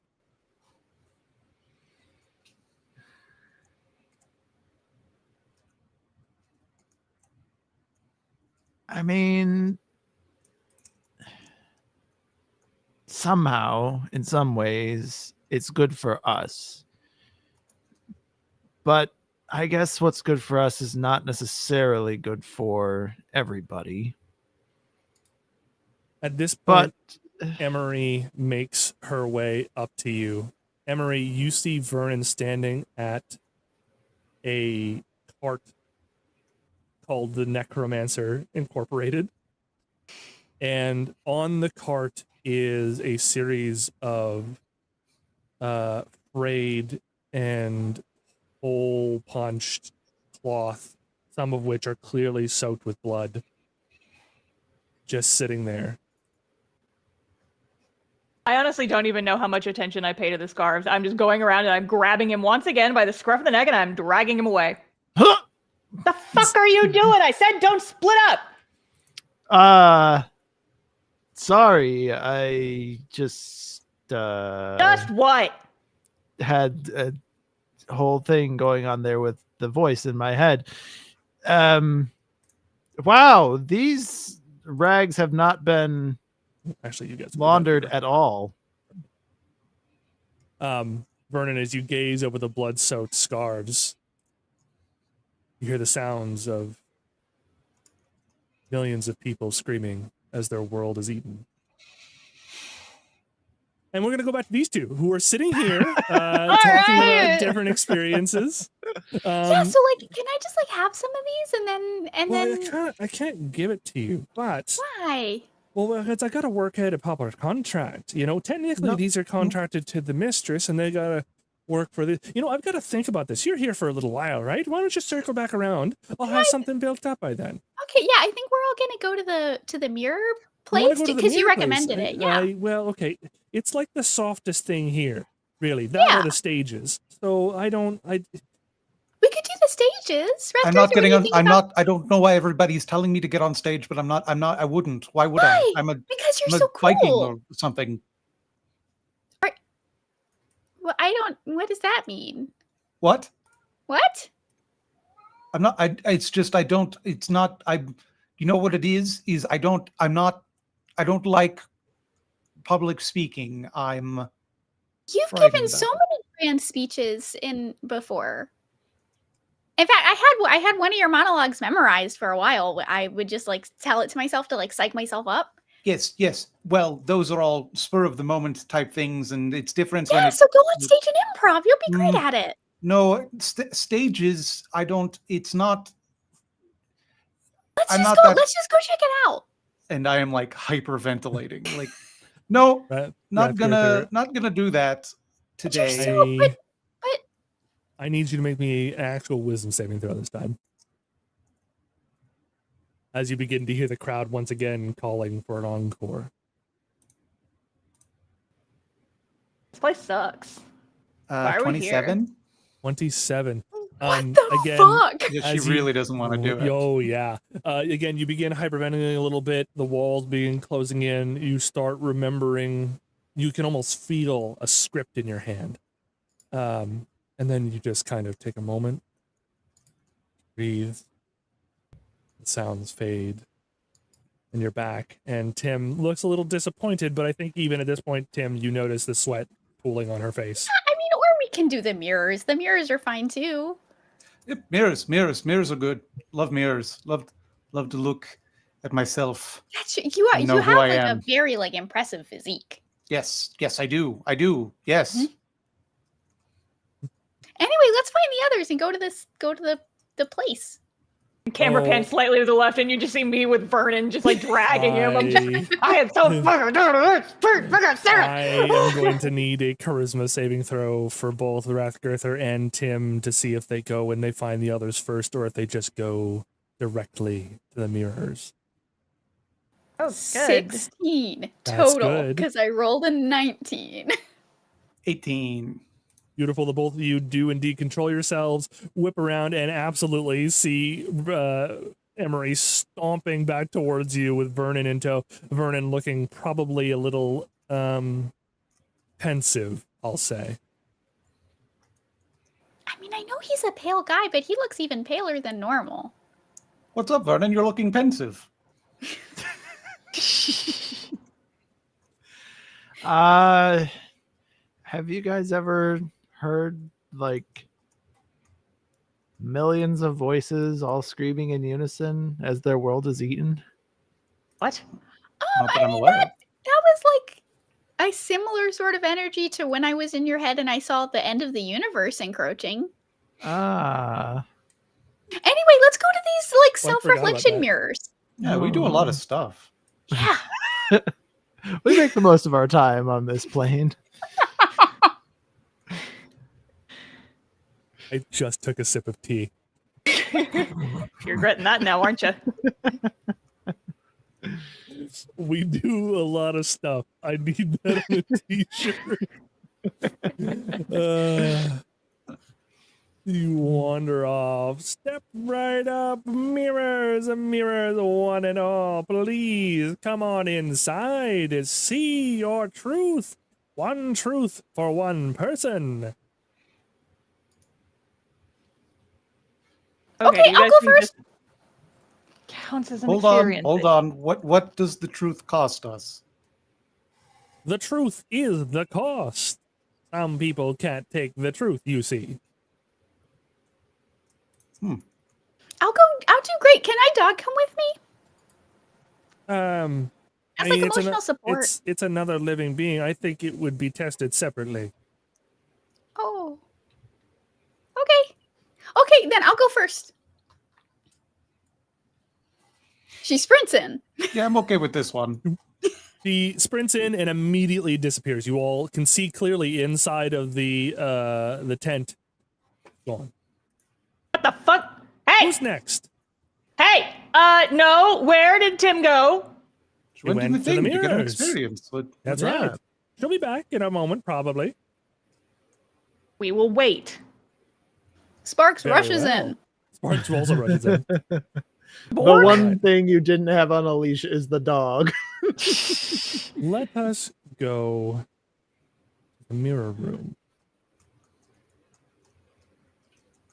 Hate the way you said that. See, this is the fun part of playing a gnome, because they're just all the time do the things. Yeah, let's go. Act Maybe first. in one of these ask campaigns I questions will later. not play the mom friend. Maybe Tim, someday. you appear suddenly through what was clearly a portal to an extra dimensional space. There are many mirrors lining the surface of the stone walls here. I go over to the closest one. The first one, give me a D100 roll. Oh gosh.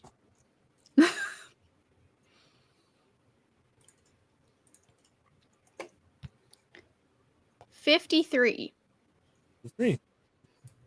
You see a perfect recreation of yourself standing there smiling. Like All it's the just a normal mirrors- reflection? Normal reflection. All the mirrors here you can see are either various wonky shapes, like a normal house of mirrors that you would see, except for, of course, one obvious mirror of importance in the front. I go over to the mirror of obvious importance. I mean, you could look at the others too, but they all don't really do much. a quick trip at the one that like makes you like really tall. Yes. Just to like see what she would be like if she were the height of everybody else. Extremely tall Timothy a moment. A little unsettling. I don't know if I like it. That's kind of weird. When Chilchuck gets turned into a man instead of like his half foot That's all, man. Yeah, that's it. Yeah. Yeah, don't love it. And yes, absolutely. The mirror for a second doesn't show you anything at all, and then on its surface, written the words, "Ask a question, and a truth will be yours."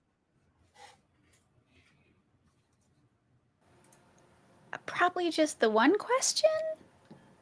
That's not a question.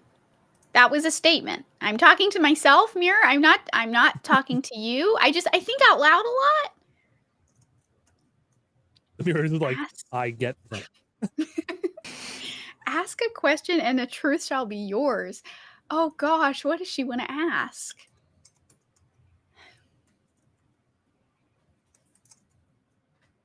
Where are my parents? No, she knows where her parents are. They're stuck in the ethereal plane by her tower. I think it's definitely going to be like an introspective, like, does it need to be, this is me asking above the table, does it have to be like a discrete question, or can it be like vibes? Can it be more of like because I think she's curious about who she really is and like what, like the experiment that her parents did and like what it means for who she is as a person. And I don't know if there's like a real question there, but it's a line of inquiry at least. What are my parents' goals, perhaps? Yeah, like what is it that they did to me and how am I special? Like what is different about me?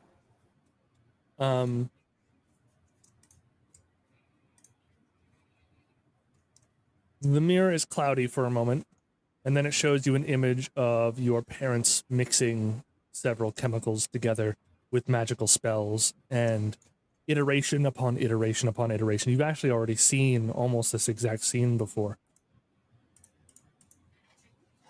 The image shifts again, and you see that in addition to whatever your affinity to be in tune with the movements of the planes themselves is in you, you are a more stable version of their original child who they lost. And as such, you are simply more in tune.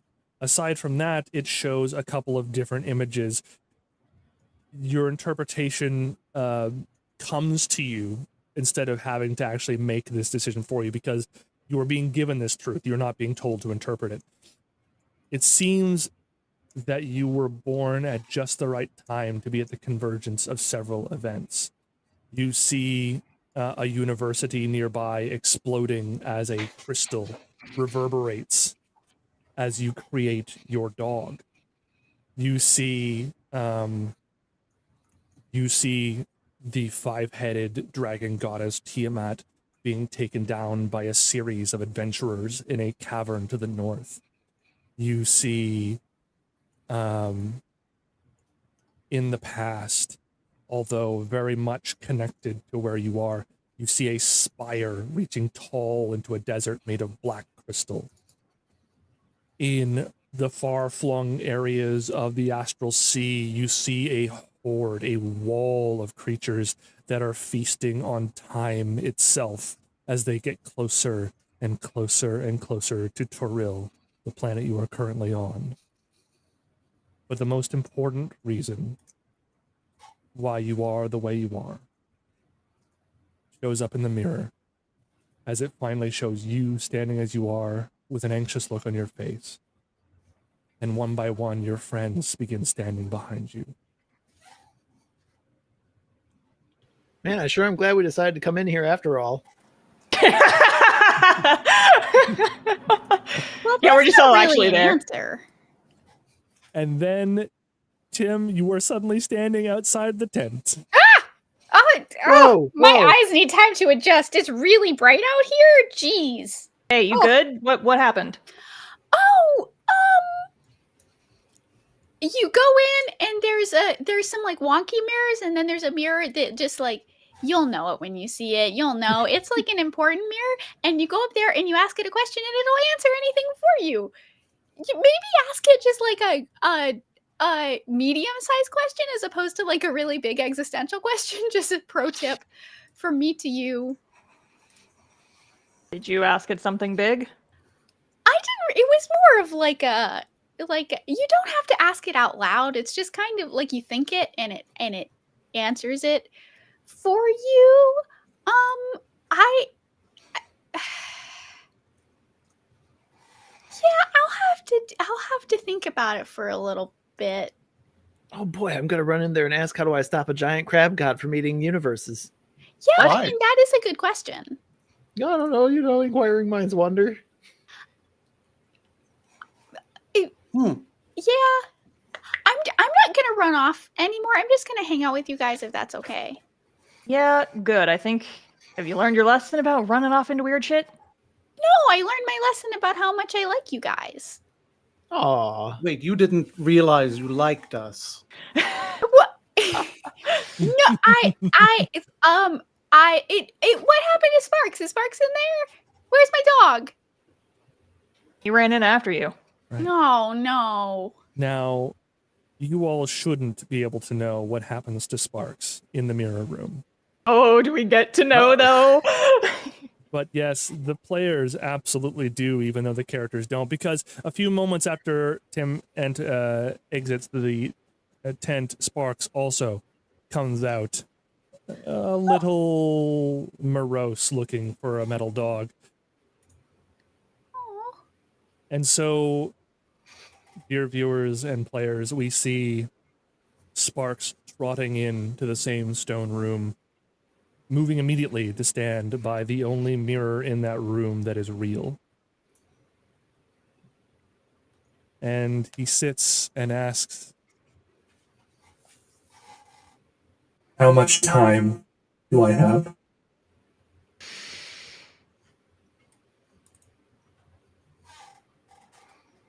The mirror responds in common, "Not long." And Jay, I'm going to kill you. I'm going to kill you. Yay! I'm going to hurt you personally. We all wish violence. It's not just me now. For those of you who are used to our game, don't go anywhere. We are going to take a very quick break and then come back to the couch. The end? That is the end. That's where we're going to leave it for 1 month. Although we are going to come back in about 5 minutes after we take a Jay quick will break. be dead. And I will be in the Family Guy death pose on the ground, yes. And then and we will answer all of your questions. So good, because I have a few. A few stern words.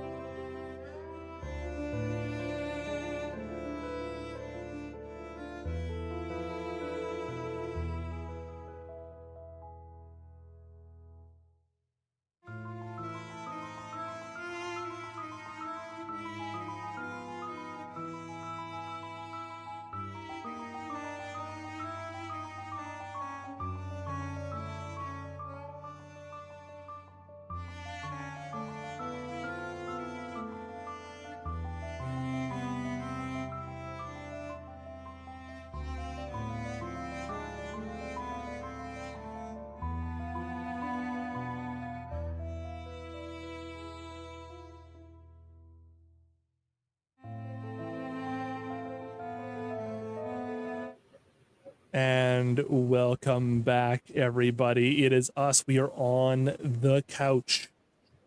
And now we are going to answer the questions. For those of you who don't know what this is like, you can ask any question about this episode or any other episode that you have been watching up till now. I know some of you have recently caught up, which is very cool. Thank you very much for watching. If you have a question, please type question in big bold letters in front of your question. It makes it a lot easier for me to see personally. Unfortunately, our question bot that used to put it up on the bottom of the screen failed a long time ago. Apparently the development stopped, which is cool.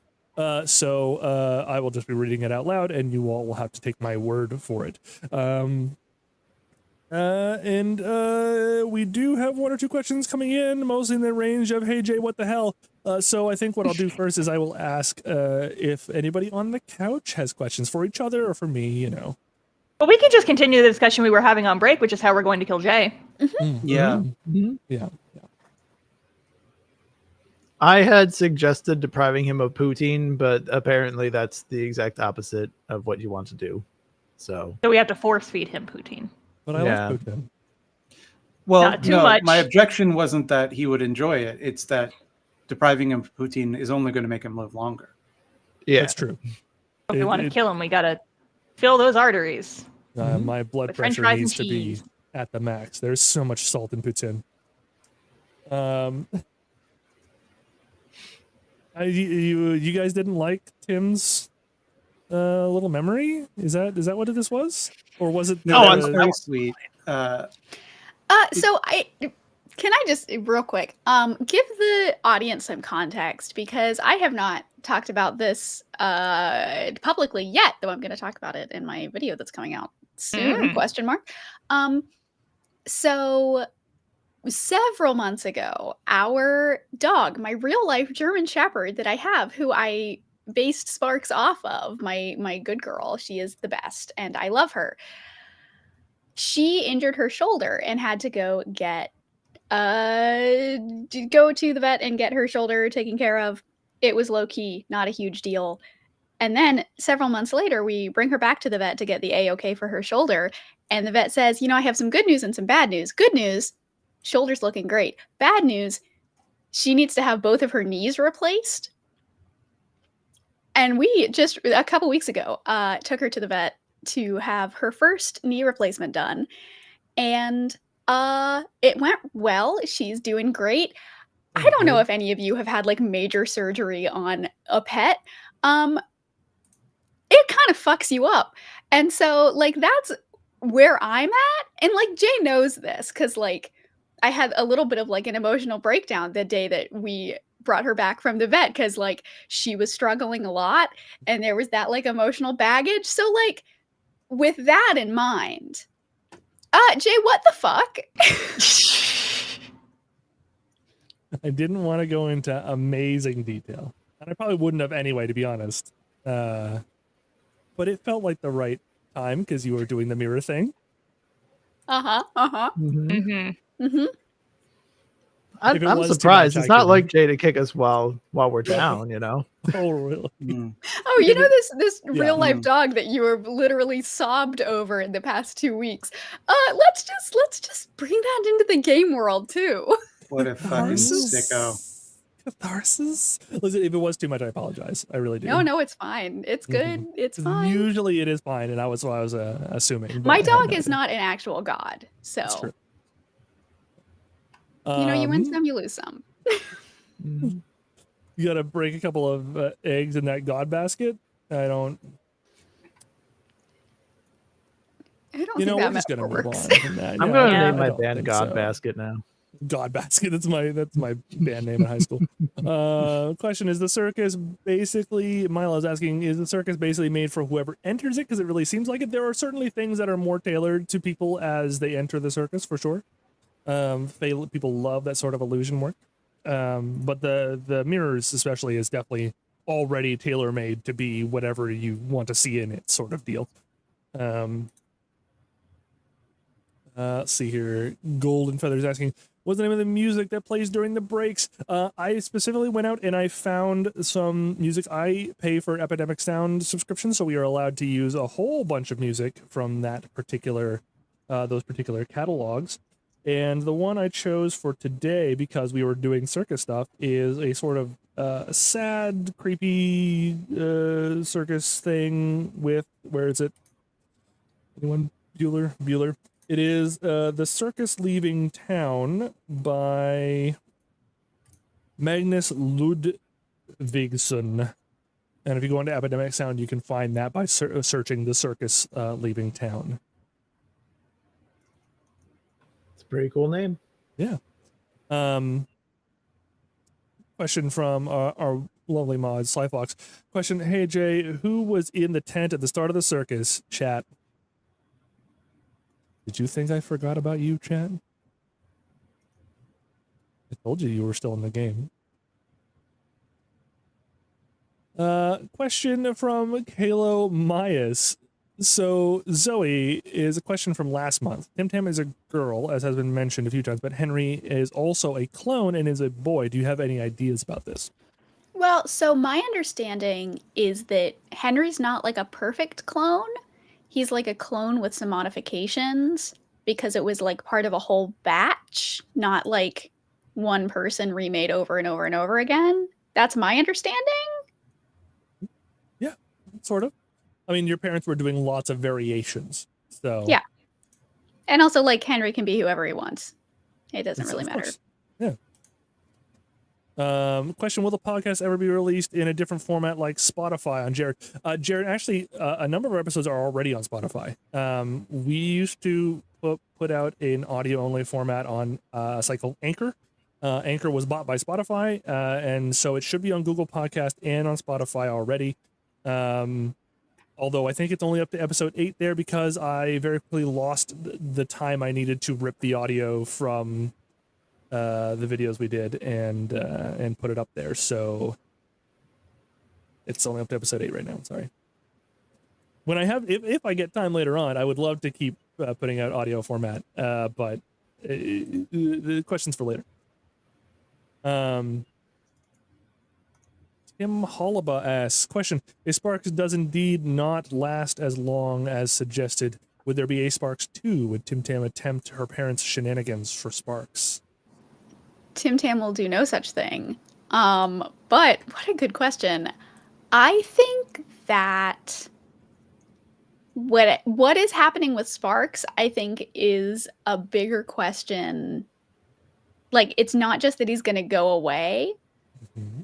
I think that whatever happens with him is going to fundamentally change Tim as well. So I don't think it's a question of like, is she just going to get another dog sort of thing? I think it's a, how are they together both going to change when whatever happens, happens? Which also, I'm not being like super secretive here. I genuinely don't know what's going to happen. Yeah, she left this to me.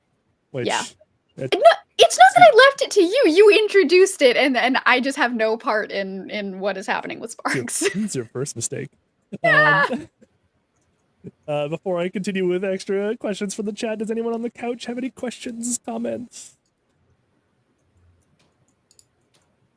What the fuck, Jay? You fucking with the party dog. Oh, I thought you were going to ask me what the fuck was up with making Vernon feel sad.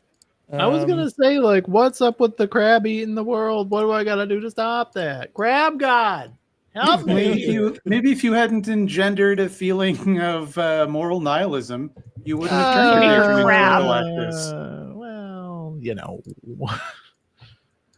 mistakes were made. Who influences the influencer, as it were? I'm wondering if Vernon is going to start like getting like over full because the crab is going to start eating worlds. Yeah, it's a lot of carbohydrates. So just starts I'd say that's the biggest worry. Yeah, gotta go right to your thighs. You gotta be careful. Hawkbirds is asking, Star, I see you've got a new asset for your VTuber, so I have to ask, are you cozy right now? I'm so cozy. This is just like one of the many assets that's just built into Clip Studio, or not Clip Studio, VTube Studio. Yeah. And when I was scrolling through looking for my couch that I sit on, I was like, yeah, I'm gonna be cozy today. Purple Carrot is asking, question for all of you, if you got a frog every time you wanted to kill Jay this campaign, how many would you have? Oh, Still just not enough. me alone. Plenty. I'd have have you guys ever seen those TikTok videos about the guy that just has a bajillion frogs just living in his backyard? That's me, So honestly. in Australia in the 80s, there was like an invasion of cane toads that became a serious problem. I imagine a very similar situation. Yep. Some kind of biblical plague level. Frogis. Parasite's asking the question, where can I find the images to make fan art? Our website, what's left of us Card.co. Card with 2 R's. .co. Linked in the description. It is indeed linked in the description, as it should be, and it will also come up probably in the next few seconds in chat. You can find all of our art there. You can also find our art on our coffee page, which will also come up in a few seconds in chat. Please take a peek at that. Any of our art I make sure to put up there in our gallery, which you can look at for free, no problems, no questions asked. Go for it. And if you want to make any fan art, do be sure to put it into either Star's Discord under the What's Left of Us tag, or in my Discord, just in the art tag in general. By all means, go nuts. We absolutely love it. And if you put your username you'd like to be known by and where that username is used primarily, right underneath it, I will be able to put it into our fan art reel so I can credit you properly. Let's see here. Question: what would Emery ask the mirror from Error 65? That might be in an upcoming episode, but why not? Go ahead, Emery. I mean, the thing is that, like, he gave me the option of things that might appeal to Emery: a fight pit and a mirror that tells you shit. And here's the thing. Emery's gotten into a fight with the Fae, and she knows that as soon as we leave this place, we're going to have to probably fight shit to get back to the house. So I don't think she's angling to get into a fight with some random Fae. And then, because she sees that as like wasting resources. It's just like, I don't want to fight randos. I'd rather fight something with a purpose, you know? So me, Star, the player, was definitely planning on doing the mirror thing anyway, and the mistake that Jay made is now he's given me more time to think about it. You're welcome. Like, do you only get one question, or... Because everybody else only asked one question, but like, could you just stay in there and ask the mirror a bunch of different stuff? You could always find out. Because she's got a lot of fucking questions. Because the first ask is, of course, always free. Don't like how you said that. That's how they get you. Question is, Randy scared of Emery or the devil she looks like? If the devil weren't more people scared, if it's the devil, why aren't more people scared of Emery? This is from Cinderworks. So all the ghosts that have been on the show, with the exception of one, which is Tariel, the little dwarf girl from the lasso, were terrified of Emery. All of them were. If you remember on the Chew, I said that all the ghosts clinging to the side of the train for dear life, almost universally decided to let themselves fall into the void rather than get anywhere near Emery. It's not that she's in the body of a devil. It's not! No. No, it is not. Hey, DM question. When am I going to get my wingies? When do I get wingies? Wingies? I want You're wingies. trying. You got little nubs. I'm trying. I want wingies. Can't sleep on your back anymore. It's difficult. I know, it fucking sucks, but I want wingies. Man, imagine I want to be able to wrap myself. Wings. I want to be able to wrap myself up in them like a burrito. Burrito. Yeah. Baremery. Emerito. There you go. Golden Feather asks, I just got caught up, so when Vernon got back into his body, did Ethereal Crab Guy and Vernon just, like, switch places? Yeah, essentially, the Dreamer and the Dreamed both occasionally swaps places, or at least in this case, they swapped for a very long time. And Crab Boy long is time just... for us. The Earthropod is back where they belong, in the deep astral. Yeah, just the worlds, you know. Yeah, right. Beautiful, beautiful. Rose Gold is asking the question, is Vernon aware that what he teaches the crab has consequences? Well, I mean, he is now. Also, what campaign have you been watching if you think this party is paying attention to when actions have consequences? What? It's ridiculous. We welcome the chaos. But yeah, I was trying to do it so that like Vernon was kind of like back in his old like hyper capitalist form, because way back when like that was kind of what he was doing, was like, you know, I want to sell stuff, and lately he's just been like, I don't know what you're talking about. I have no idea about anything. So yeah. Let's see here. Going for the question, what inspiration did you guys have for your characters? And for me, if I'm answering that question, for the maps and general story. I'll let you guys start with your characters and I'll talk about the story and inspiration. Well, I think Vernon kind of started as like, it was, I think that when I first reached out to Jay about it, I was like,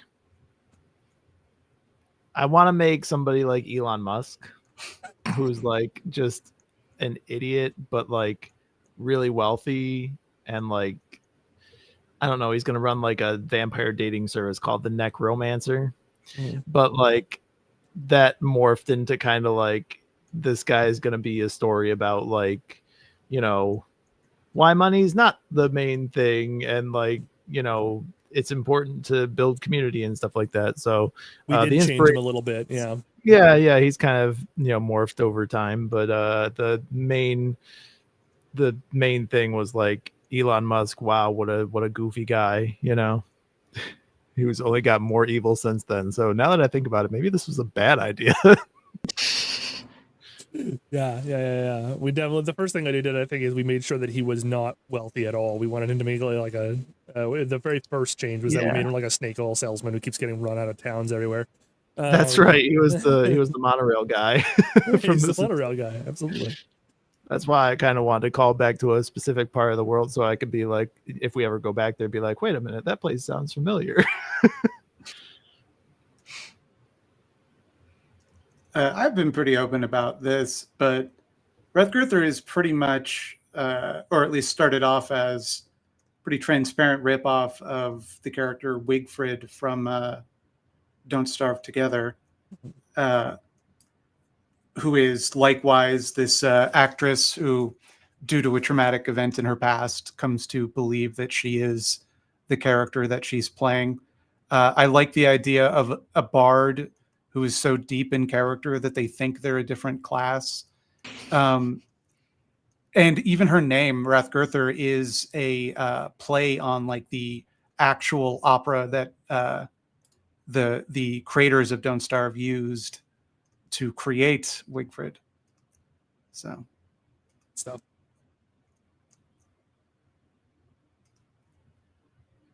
Okay, Zoe, you or me? Who's going next? I can do it. Tim Tam was because so whenever I create characters, I always try to do like a solid combination of both mechanics and like sort of like role play backstory vibes. And like, I really wanted to play an artificer, and I really wanted to play one with a mechanical dog. Like, I knew that. And I was like, okay, like what sort of character can I actually build around these mechanics that I want to try out? And I decided that it would be fun to play an artificer whose magic came from the power of imagination. And so that's when I went down the like path of like making someone who's very like childlike and has this childlike sense of wonder. And then it accidentally just turned into me and my childhood and a lot of who I was as a kid who didn't have a lot of friends and spent a bunch of time in the woods just playing pretend. Yeah. So for Emery, I remember when Jay first contacted me about the campaign, I was like, oh boy, I've already got a character that I would love to play for this. And he was a changeling bard. And so we already had a changeling and we already had a bard in the party. And I was like, ah, shit. And so I wasn't sure what I was going to do. Because I was like, okay, it's like, it seems like I was like, I believe the last person who joined, because I did not respond to the email right away when I got it. And so my character was basically built kind of for utility more than anything, because I looked at this party and I'm like, God, we're squishy. We need somebody who can hit hard. And so I was thinking, like, do I make a barbarian? Do I make a fighter? This party needs something that can do big damage. And so what I ended up doing was I like took a 2-hour walk doing laps around my apartment complex in the dead of winter. And when I came back, I had like this entire story worked out. And I'm like, I got it. Because the way that I build characters is that I love the intrigue of a mystery and secrets and shit like that. And so pretty much every single character I make in D&D or otherwise has some kind of spicy secret. And so figuring out the spicy secret for that character kind of helps me figure out a bunch of other stuff. And I don't remember the exact like flow of how I figured out Emery's stuff, but I remembered it's like, okay, oh no, that's what it was. Because when Jay and I first talked, you had mentioned that there was a character that Rose played that was killed in a fight and then reincarnated as a different, like, she was a kobold and then got reincarnated as a dragonborn. And I was like, okay, that's fun and spicy. That could be a potentially spicy secret. What if they were like really important in their past life and then they were dead and now they're trying to get their body back because they're trying to get back to their life, and there's like all the stuff they left behind and there's cool shit. And so I basically told Jay, I don't know what happened to her. I'm going to let you figure that out. But here's my baby. And I just presented this very angry tiefling to him. Yeah. And so that's when I tend to step in. Each one of these people came to me with an idea and a concept, and first off, we were playing in a world that I had been developing over the course of like a decade, playing with other people. So there's a whole bunch of big meta plots that I already have going on that make it easier for the world to feel lived in, and so I tend to keep those because they tend to work very well. I will nudge them occasionally if something needs to be more appropriate, or perhaps they don't even deal with these characters. Who knows? Some of them don't. But in terms of the actual characters themselves, what I do is I look at what they're trying to do. Like they're telling me what their character is about. So for instance, with Emery being like, hey, I lost my body and I'm a tiefling now as opposed to what I was before. And I say, okay, well, this doesn't fit in with any meta plots, but there's this trope I've been wanting to try for a little while. Let's work with the body snatching thing. Let's try this. And then this actually works really well with something this other player wants to do. Why don't I kind of tangle those a little bit? But what does that mean for the story? Okay, it has to mean this. I build this forward, and then we go from there. So we build themes and encounters and stuff like that from that sort of thing. The only really difficult part, I imagine, it hasn't overly been difficult to me because Mildred is so good at yes-anding, but Mildred very specifically saying, we're gonna see what happens. We have this part about Wrathgirther, and that is it. And then we are going to just see what happens. And then we just throw stuff at the wall, and we kind of yes-and each other until it builds up. I'm good at that. Mildred is very good at that, and a very generous scene partner. And so when you're making a story like that, that is a hard thing that not a lot of DMs can kind of pull off. But basically what happened is I wrote something that fit, and every time I nudge Mildred with it, whatever Mildred yes-ands with it, I will change for what I wrote. That's it. And so that's how that's been going on.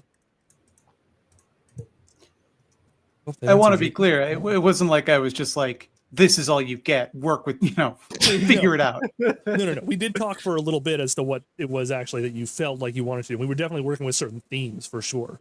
If I recall, I told you, hey, is this okay to start working with? And you said, yes, that works perfectly. And then we went from there. It's not like there was zero communication here. Yeah. Whenever I create like a D&D character, and this might be fairly clear from the way that I play Wrathgirther, is I always try to give them like a very central character flaw that they develop along the story and move past. And in Wrathgirther's case, it is this pomposity and unwillingness to confront her own limitations. It's great. It's wonderful, especially because a lot of these themes kind of work together because this whole team kind of yes-ands each other into certain things, which are very interesting. I'm enjoying that a whole lot. More, hey, Jay, why did you do that? Because I'm evil and I enjoy causing pain for fun. I believe it. Samantha is asking, is it how Emery got into the body of a devil? Are you asking just how Emery got into the body of a devil? We had a couple of, I believe this was revealed, more or less, through visions and stuff that Emery had, correct? Mm. So if you go back and you watch the show, you'll find that whatever the cultists did to Amelia that cast her soul upon the astral sea, a devil found that there was a free-floating mortal soul just out there, and of course got greedy and tried to go to it. But the problem is that Amelia is too angry to die, and so she destroyed the devil's soul and took her body. Literally too angry to die. A little local woman, literally too angry to die. I love her so much. Just somebody said die mad. She was like, bet. Die mad. Okay, I will. And now it's everyone else's problem. Right. Yeah. Question from Jared. What is everyone's favorite from the campaign so far? I have to imagine you mean favorite moments, Jared. I have to imagine.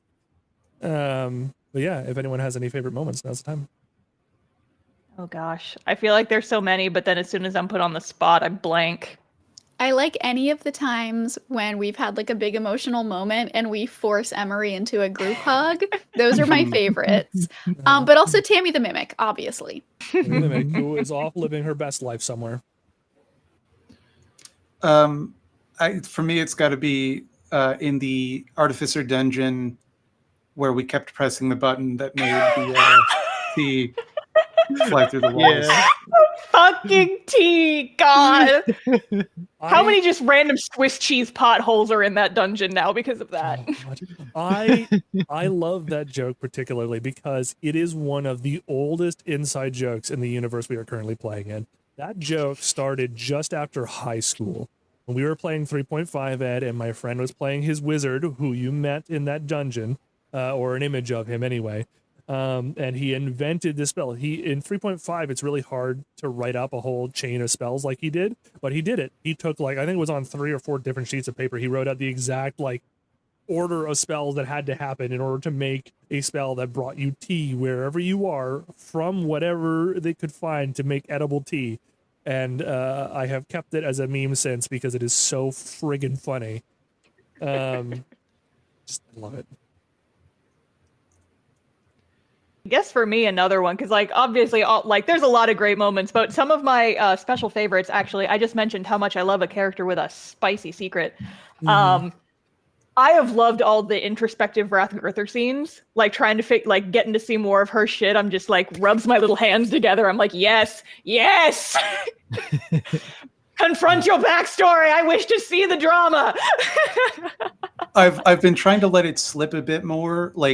Nobody picked up on it, but today when Vernon was talking about his voice and how his voice was giving out, Wrathgurther immediately started giving him tips about how to, here's how to protect your voice, because that's something she would know as a performer. Yeah, I didn't even think about that. Yeah, I get that tip quite a lot, to the point where I should have some lemon and honey just sitting around, but I only have the honey. And or you just build up your vocal stamina by screaming constantly. That's what I do. Yeah. Oh, I do. Yeah, I listen to Opeth in the car when I go to work. So. Yeah. Oh, the Sean Schemmel method. Okay. Yeah, get it. Yeah. Uh-huh. Yep. Yeah. Anyone who has come to any of my streams knows this about me. I am constantly yelling. I think it is my inside voice. I think that my favorite parts of the campaign have been anything that kind of elicited a laugh from the whole group. Just looking and seeing everybody cracking up has been top of the thing for me. So like specifically one moment that I don't think I'll ever forget is when Emery's about to murder Vernon and I said, I'm too stupid to know what's going on here. And like everybody was so shocked. I'm too stupid to be in a conspiracy. No, I remember. It was so honest. Yeah. So he's like, how am I supposed to be mad at him? He's literally too stupid. It's like, I'm trying to be so angry right now, and you're making it so hard to stay a character. And for me, it's sort of something similar, but on a different spectrum. What I really love is when he traumatizes all of us in one go. Yeah, more or less.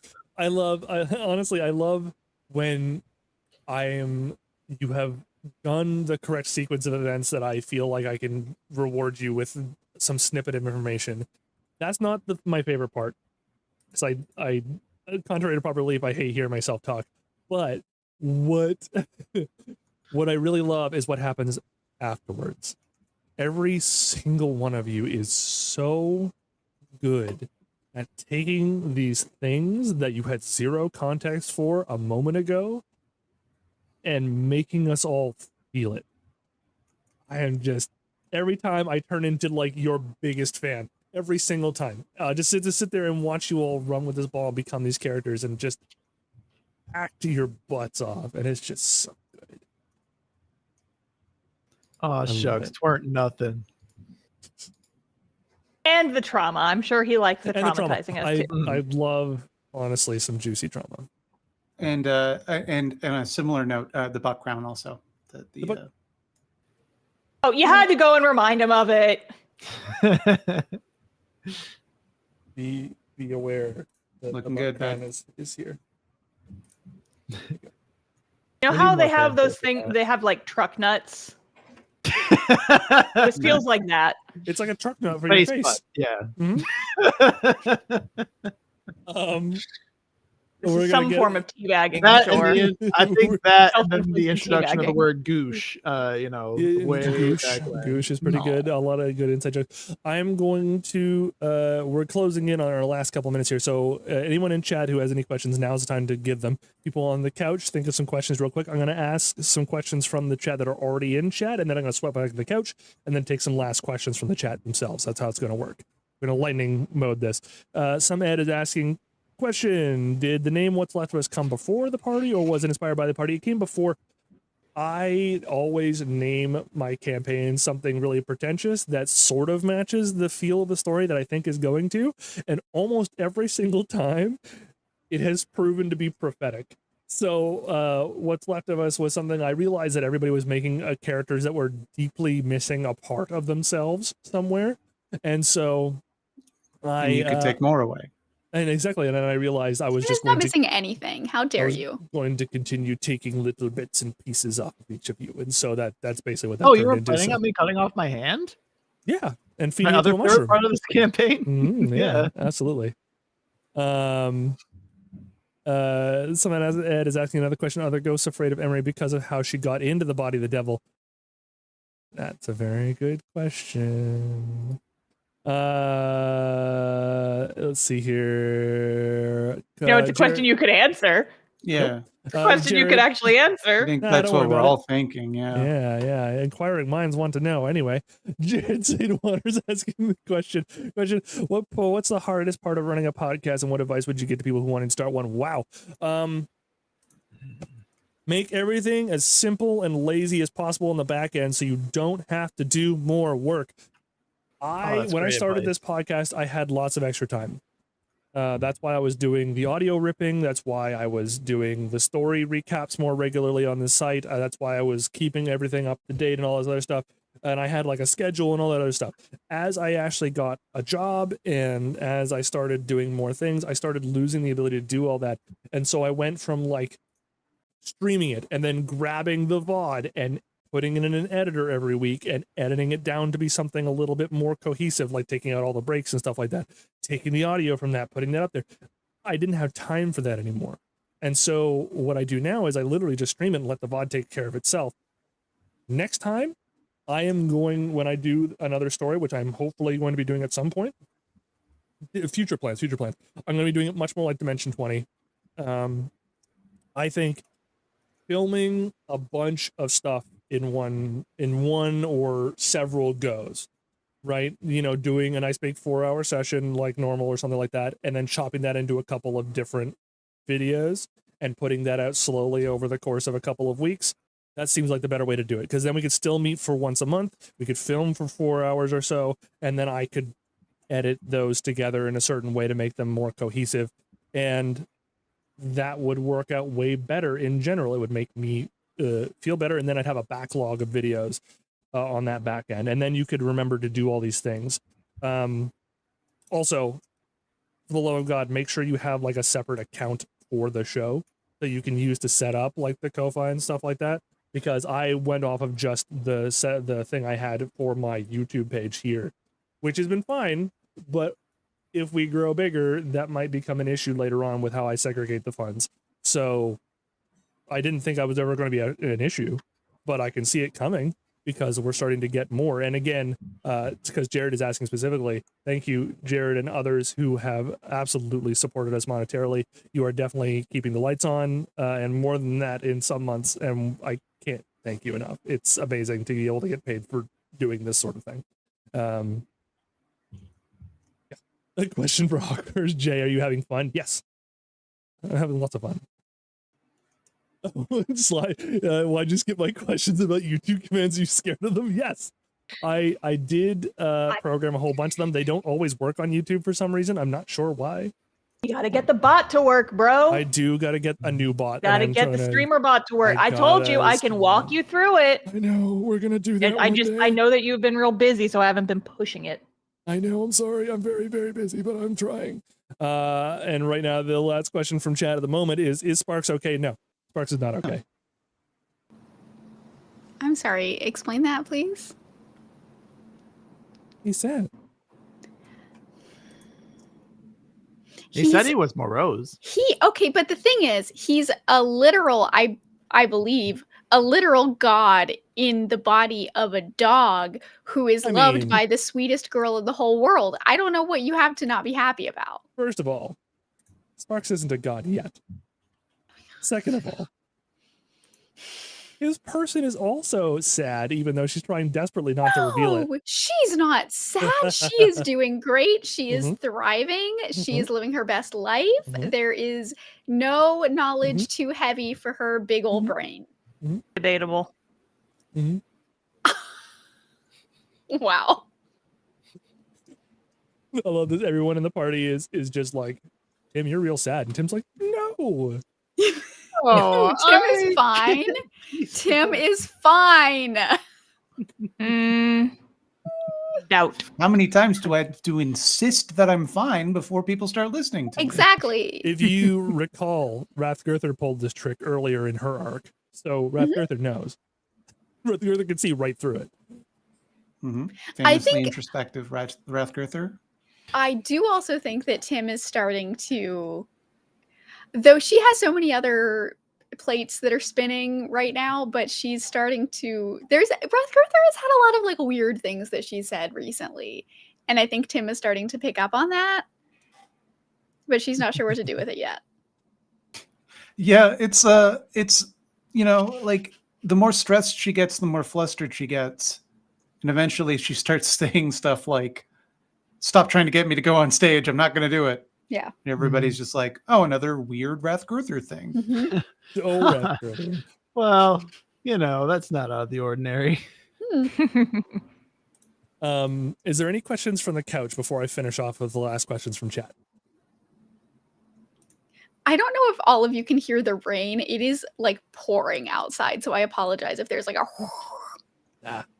Nope. Okay. Is that your question? I mean, I can answer. Me? The answer is no. No. I want to know, can you even hear the rain? That was good, Ron. Thank you. Thank you. Thank you. I'm here all month. Until my landlord gets enough complaints. Milo is asking, Zoe, do you think Tim is also guessing Sparks is a god? Oh, yeah. She has a lot of theories right now. A lot of them she's afraid to confront.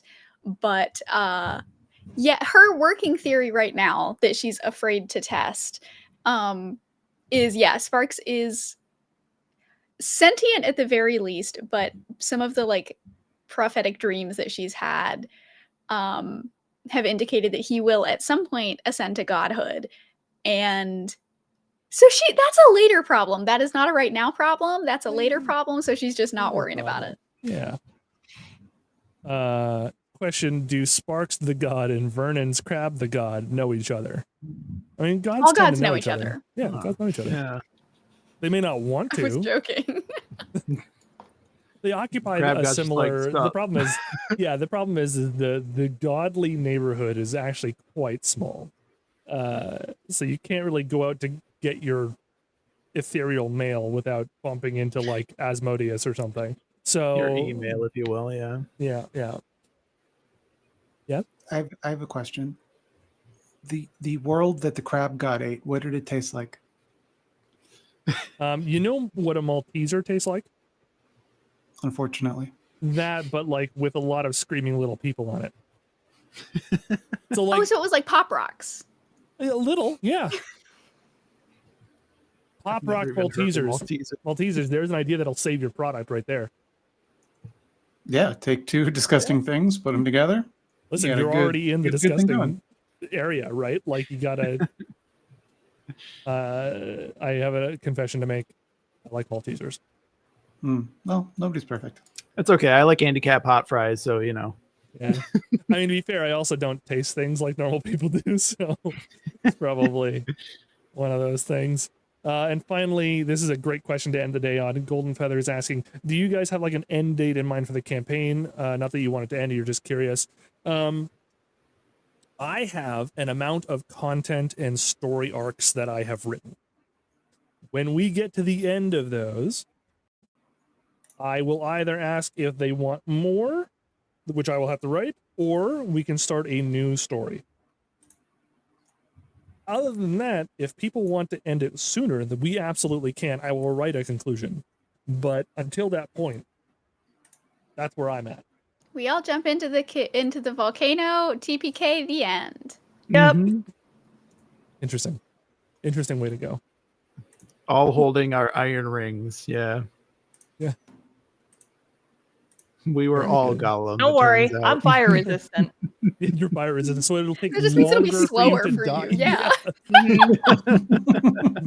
You can enjoy the fried crab or whatever, you know. Delicious crab cakes. Delicious crab cakes. Well, all right, everybody. If no one else has any more comments, we are going to wrap it up for the day. Once again, real quick, in chat, please thank our mods, Sly Fox and pronouns in my bio. Sam and Sly both have their own content that they make and or products that they make. Please feel free to drop your links in there, and please, folks, check them out. They are both very talented creatives.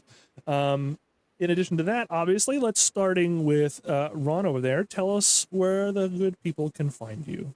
Hey, folks, you can find me on Blue Sky, where my name is Megaron. I grabbed that one before anybody else could, and I feel pretty good about it still, even after a year. If you'd like to support my podcast, you can go to justalittle.guypod.com. That's LIL. guypod.com, just preceding that. I'm confusing it now. Anyway, go there. You can check out my podcast. It's about making monsters. Most of the people here have been on it. So, and anybody who's not, people who have not, will be on it soon. So, yeah, you can go check that out. If you'd like to help me and my fiance pay off our medical debt from a couple months ago, you can go to co-fi.com/rswarthout, which I think is going to be in the description, but I don't know. If not, I'll post it in the thing. Yeah. Yeah. So go on there, help me out. That's everything that you need to know. Thank you. Let's go with Star. Hi, I am the Starfish Face, and if there is an internet platform, that is probably my username. Just the 4 words stuck together, the Starfish Face. I am most commonly found around Blue Sky. That is where I post my rambles, and also the Deadbird website occasionally. I am also on YouTube, where I make silly videos about silly topics, including last week where I made a video about how to write characters, and I basically randomly generated a group of 3 D&D characters, and it was very fun. And then in the future, I'm going to do a whole video about how to write a plot line. And that's not going to take me 10,000 years because that's such an easy topic, right? But the people are screaming for it, so they want it. It's super fun. Also read my webcomic, castoff-comic.com. So normal. I have too many things to promote. Wild. It's because you're extremely busy and you refuse to stop. I have 4 jobs, and if I quit any of them, I can't afford to support myself. Whee! That's the life, baby, as we cry and finger gun into the distance. I love paying my independent business contractor taxes. It's 30% of my income. Yay! Wow. Anyway. On that note, Mildred. I am Thought Slime. You can find me at youtube.com/@Thought I believe is how they do that now. Just look for Thought Slime. I'm the only one. I make videos that are, I don't even know what you would call them. I'm working on a hour-long video about Mr. Bircham that has driven me past the brink of madness at this point. And I also make videos about horror movies at youtube.com/scaredycatstv. Yeah. That. And then finally, Miss Zoe B. Hey, it's me. Hi, I'm Zoe B. You can find me just on YouTube. I don't do any other social medias anymore. Just on YouTube, just search Zoe B. That'll be me. I'm the only one. I'm not. I'm actually, there's like a German singer named Zoe B. That's not me. I don't sing on my channel. Anyway, I have a video coming out in the next couple of weeks, ? That's a real big one about media literacy. So if you're interested in what people on the internet have to say about media literacy, find me and then wait a couple of weeks. That's it. Hello everybody, I am the Jaycorn. You have found me. I am here. This is my YouTube channel and or Twitch channel. You can find all this sort of goodness once a month at the very least. We are, as Star has mentioned, working towards making some instructional videos on how to play D&D specifically, but also, of course, a bunch of other TTRPGs, because it is certainly not the only thing that I do. And it's on more general things as well, like game running and making characters and looping their stories in satisfying ways and working with your players and that sort of thing. So stay tuned for that stuff. It will be happening this year. I don't know exactly when. I'm trying my hardest. In addition to all that, I do also operate on Start Playing. I am a professional game runner there now, and so if you wish to hire me to run a game, you can. I'll just go to startplaying.com and look for Jaycorn. You will see my icon. You will know that it's me. I will be starting up another game very soon because I need at least one more paid game in my docket, so that will be happening at some point. I'm still unsure if it's going to be a cyberpunk game or not. Cyberpunk Blaze in the Dark, something like that. I'm not exactly sure. It will not be Dungeons and Dragons, although I will probably have another Dungeons and Dragons game coming up anyway.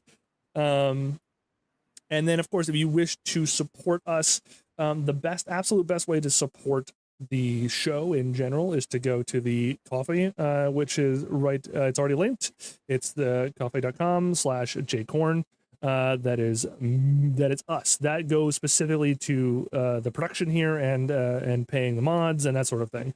And if you want to support me specifically, that is my Patreon. So that is patreon.com/Jaycorn. And I think that is it.